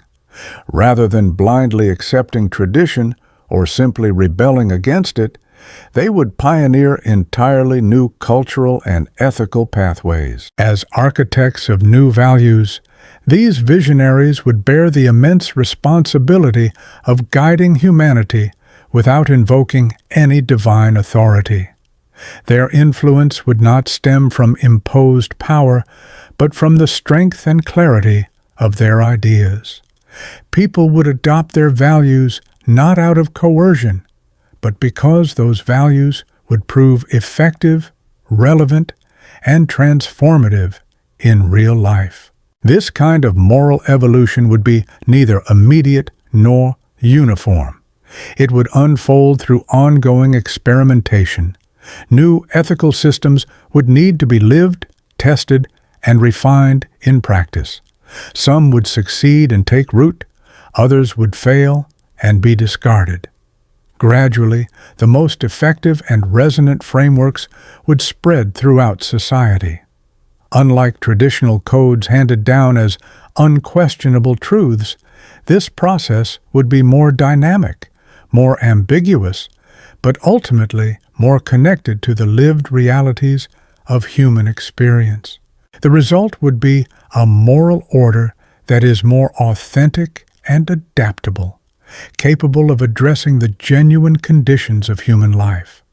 It would demand that individuals assume responsibility for their moral choices rather than surrendering to external commands. In doing so, it would enable them to construct lives marked by sincerity and purpose. In this way, the revaluation of all values was never intended as a purely abstract exercise. It was a profoundly pragmatic undertaking, a philosophical roadmap for the advancement of humanity. This vision encapsulated Nietzsche's most ambitious understanding of philosophy, not as a detached intellectual pursuit, but as a living force committed to vitality, growth, and the full flourishing of human potential. Part 19. Amor Fati. Among Friedrich Nietzsche's many profound ideas, Amor Fati, or the love of fate, emerges as one of his most powerful and challenging teachings on how to approach life. While the Latin phrase may appear to suggest merely accepting one's destiny, its true essence goes far beyond passive resignation. Amor Fati invites us to embrace our existence actively and wholeheartedly, with all its twists, turns, and contradictions. This philosophy calls for a radical, unflinching affirmation of life in its entirety, past, present, and future. It asks that we not only accept every moment as it is, but that we love it so fully that, even if granted the power to change a single event, we would choose to let everything remain untouched. It's not enough to endure the painful and difficult chapters. Amor Fati urges us to find meaning and even love in them. To live by this principle means cultivating gratitude not just for our triumphs and moments of joy, but also for our failures, heartbreaks, and suffering. Nietzsche saw this capacity for deep acceptance as vital to achieving genuine happiness and inner wholeness. In contrast, most people oscillate between openness and resistance. They welcome comfort and success, but recoil from hardship and grief. We are often thankful for our victories, while secretly resenting our setbacks. We want to cling to life's highlights and discard the rest. On the surface, this selective embrace might seem wise or even emotionally healthy, but Nietzsche believed it fragments our experience and diminishes our growth. Rejecting parts of our past creates inner conflict. One part of us tries to move forward, while another remains trapped in regret or fear. One aspect feels appreciation, while another aches with longing or disappointment. This internal division weakens us and keeps us from being fully present. Rather than inhabiting our lives completely, we begin to observe them from a distance, as if watching rather than living. Amor Fati offers a path to overcome this division and move toward integration. When we truly embrace our fate, we cease resisting what is and begin to engage with life deliberately. Every experience, whether painful or joyful, becomes part of the necessary architecture of who we are. Our mistakes become our greatest teachers, offering lessons we couldn't have learned otherwise. Suffering expands our capacity for empathy and connection. Failure exposes blind spots we needed to see. Loss teaches us to cherish what remains. Even the darkest chapters of our stories have shaped our growth in essential ways. From this perspective, nothing is meaningless or wasted. Every fragment of our journey has led us to now. However, Nietzsche's vision of Amor Fati does not imply we should seek out suffering or resign ourselves passively to misfortune. This is not a glorification of pain, nor is it a call to accept life's difficulties without question. We are still encouraged to improve our lives and reduce avoidable suffering, but we must do so from a place of love and understanding, not from resentment or fear. With this orientation, adversity becomes a proving ground for growth instead of something to dread. Failure becomes a chance to cultivate strength and resilience. Those who challenge us can become unintentional teachers, prompting us to develop patience and insight. Uncertainty no longer signals danger, but rather possibility. This reframe changes how we encounter every part of life. Rather than being passive victims of circumstance, we take on the role of active co-creators of our path, collaborators with life, not adversaries. To genuinely live Amor Fati, we must fundamentally shift how we connect happiness with our surroundings. Most people assume that contentment depends on favorable outcomes, success, pleasure, security. They pursue comfort and predictability while trying to shield themselves from discomfort or loss. Yet this belief puts our well-being at the mercy of forces beyond our control. The decisions of others, economic conditions, health crises, and countless unforeseeable events can disrupt even our best-laid plans. This breeds anxiety about the future and deep dissatisfaction when reality doesn't align with our hopes. Amor Fati presents a compelling alternative to chasing happiness through external circumstances. Rather than striving to control life's events in search of contentment, this philosophy invites us to find peace by wholeheartedly embracing what comes our way. True fulfillment, it suggests, emerges not from manipulating our surroundings but from accepting and even loving our fate as it unfolds. By doing so, we begin to uncover meaning and purpose in every experience, whether joyous or painful, recognizing that each moment plays a necessary and valuable role in the tapestry of our lives. This mindset draws heavily from Nietzsche's concept of eternal recurrence, a thought experiment that asks, if you were to live your life exactly as it is, on an endless loop, could you affirm it joyfully and without regret? Someone who has fully embraced the essence of Amor Fati would respond to this question with an unhesitating yes. They would willingly relive every moment of their life, not because each moment was pleasurable or easy, but because they see the whole of their journey as inherently meaningful. They recognize that to eliminate hardship would be to erase the very experiences that fostered growth, compassion, and insight. Such a person doesn't aspire to a life stripped of challenge, but rather to a fully lived existence, one that honors both the highs and the lows as integral to being human. This approach to life reflects a profound and mature appreciation for existence. It moves beyond a simplistic pursuit of pleasure toward a deep reverence for life in its full emotional depth. Instead of measuring worth through comfort or gratification, it finds value in the complexity of the human experience.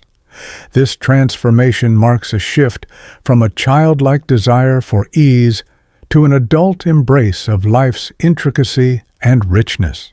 Adopting Amor Fati also transforms the way we relate to others. When we have made peace with our own path, we become less inclined to judge or control those around us. We start to see each person's journey as singular, shaped by unseen battles and unique trials. This awareness softens our urge to change others to meet our ideals. Instead, we learn to accept and appreciate them as they are, without imposing our expectations or attempting to alter their course. This kind of acceptance is neither passive nor apathetic. It doesn't mean turning away from those in need or refusing to offer support. Rather, it means showing up with empathy and respect, free from the impulse to dominate or dictate. We stop viewing others' challenges as issues to be fixed and begin to understand them as vital parts of their personal unfolding. Just as we have been shaped by our own trials, we trust in their capacity to grow through theirs.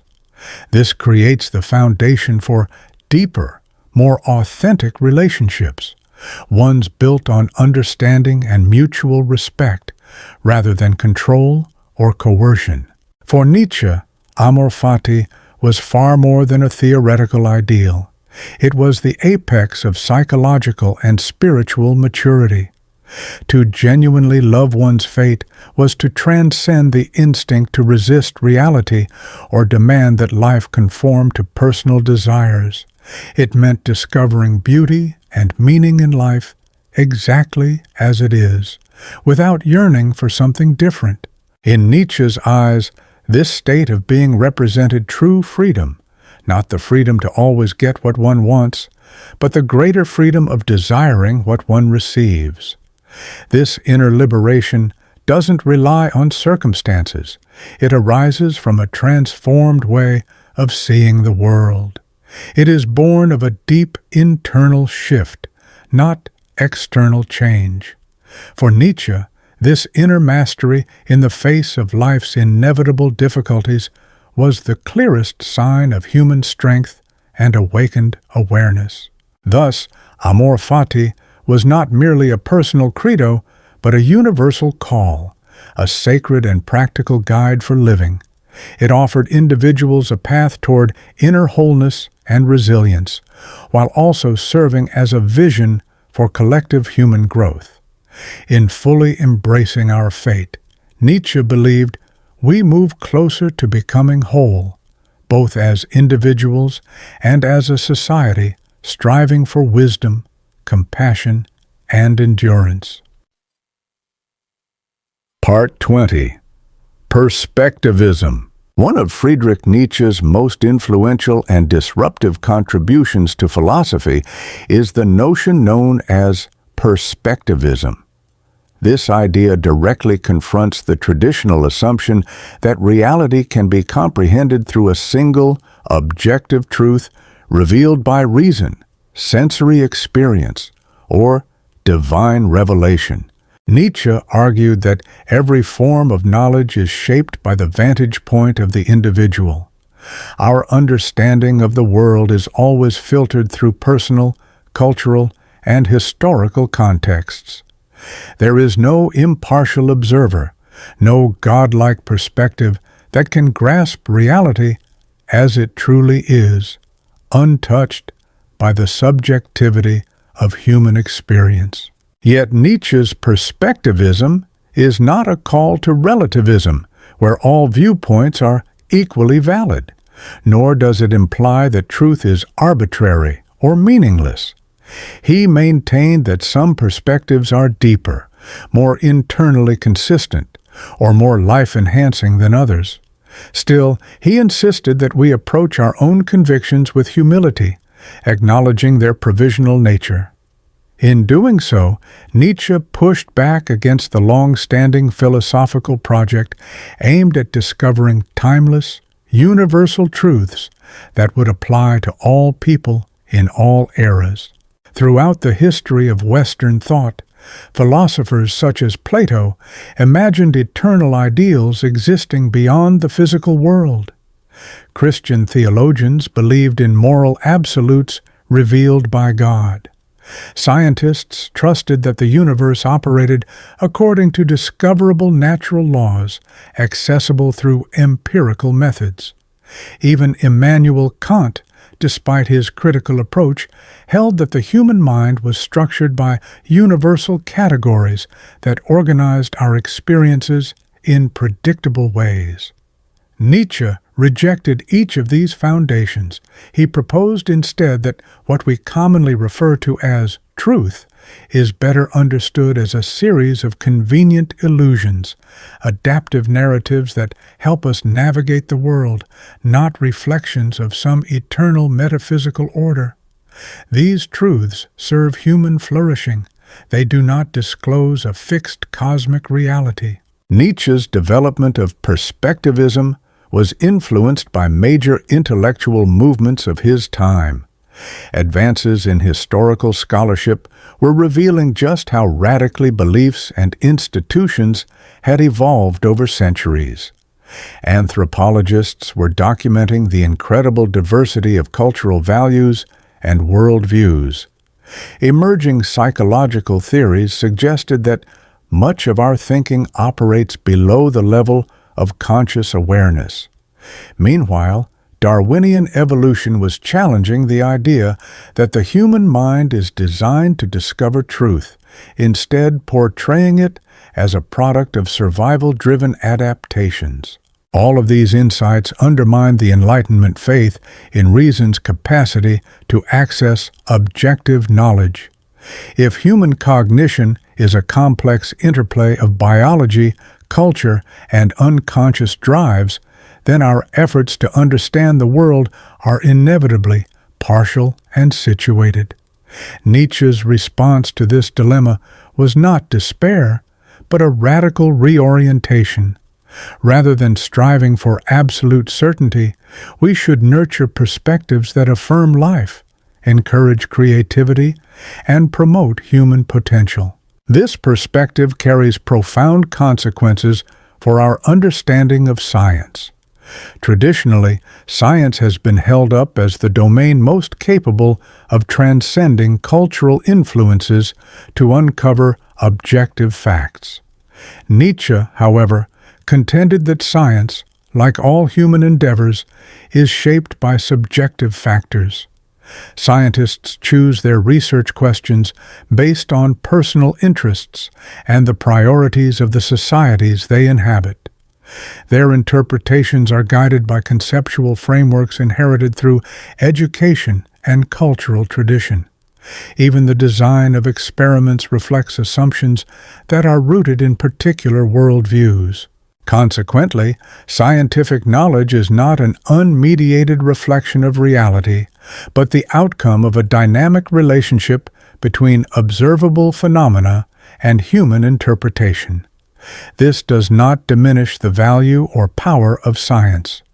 Rather, Nietzsche invites us to regard scientific theories as tools, effective instruments for understanding, predicting, and manipulating the world, rather than as definitive accounts of an absolute, objective reality. Nietzsche extended the same line of thinking to the realms of ethics and politics.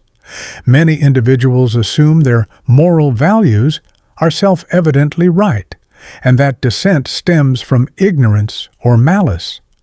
Perspectivism challenges this assumption, suggesting instead that moral disagreements often arise from fundamentally different life experiences, cultural frameworks, and underlying assumptions, not from a lack of intelligence or virtue.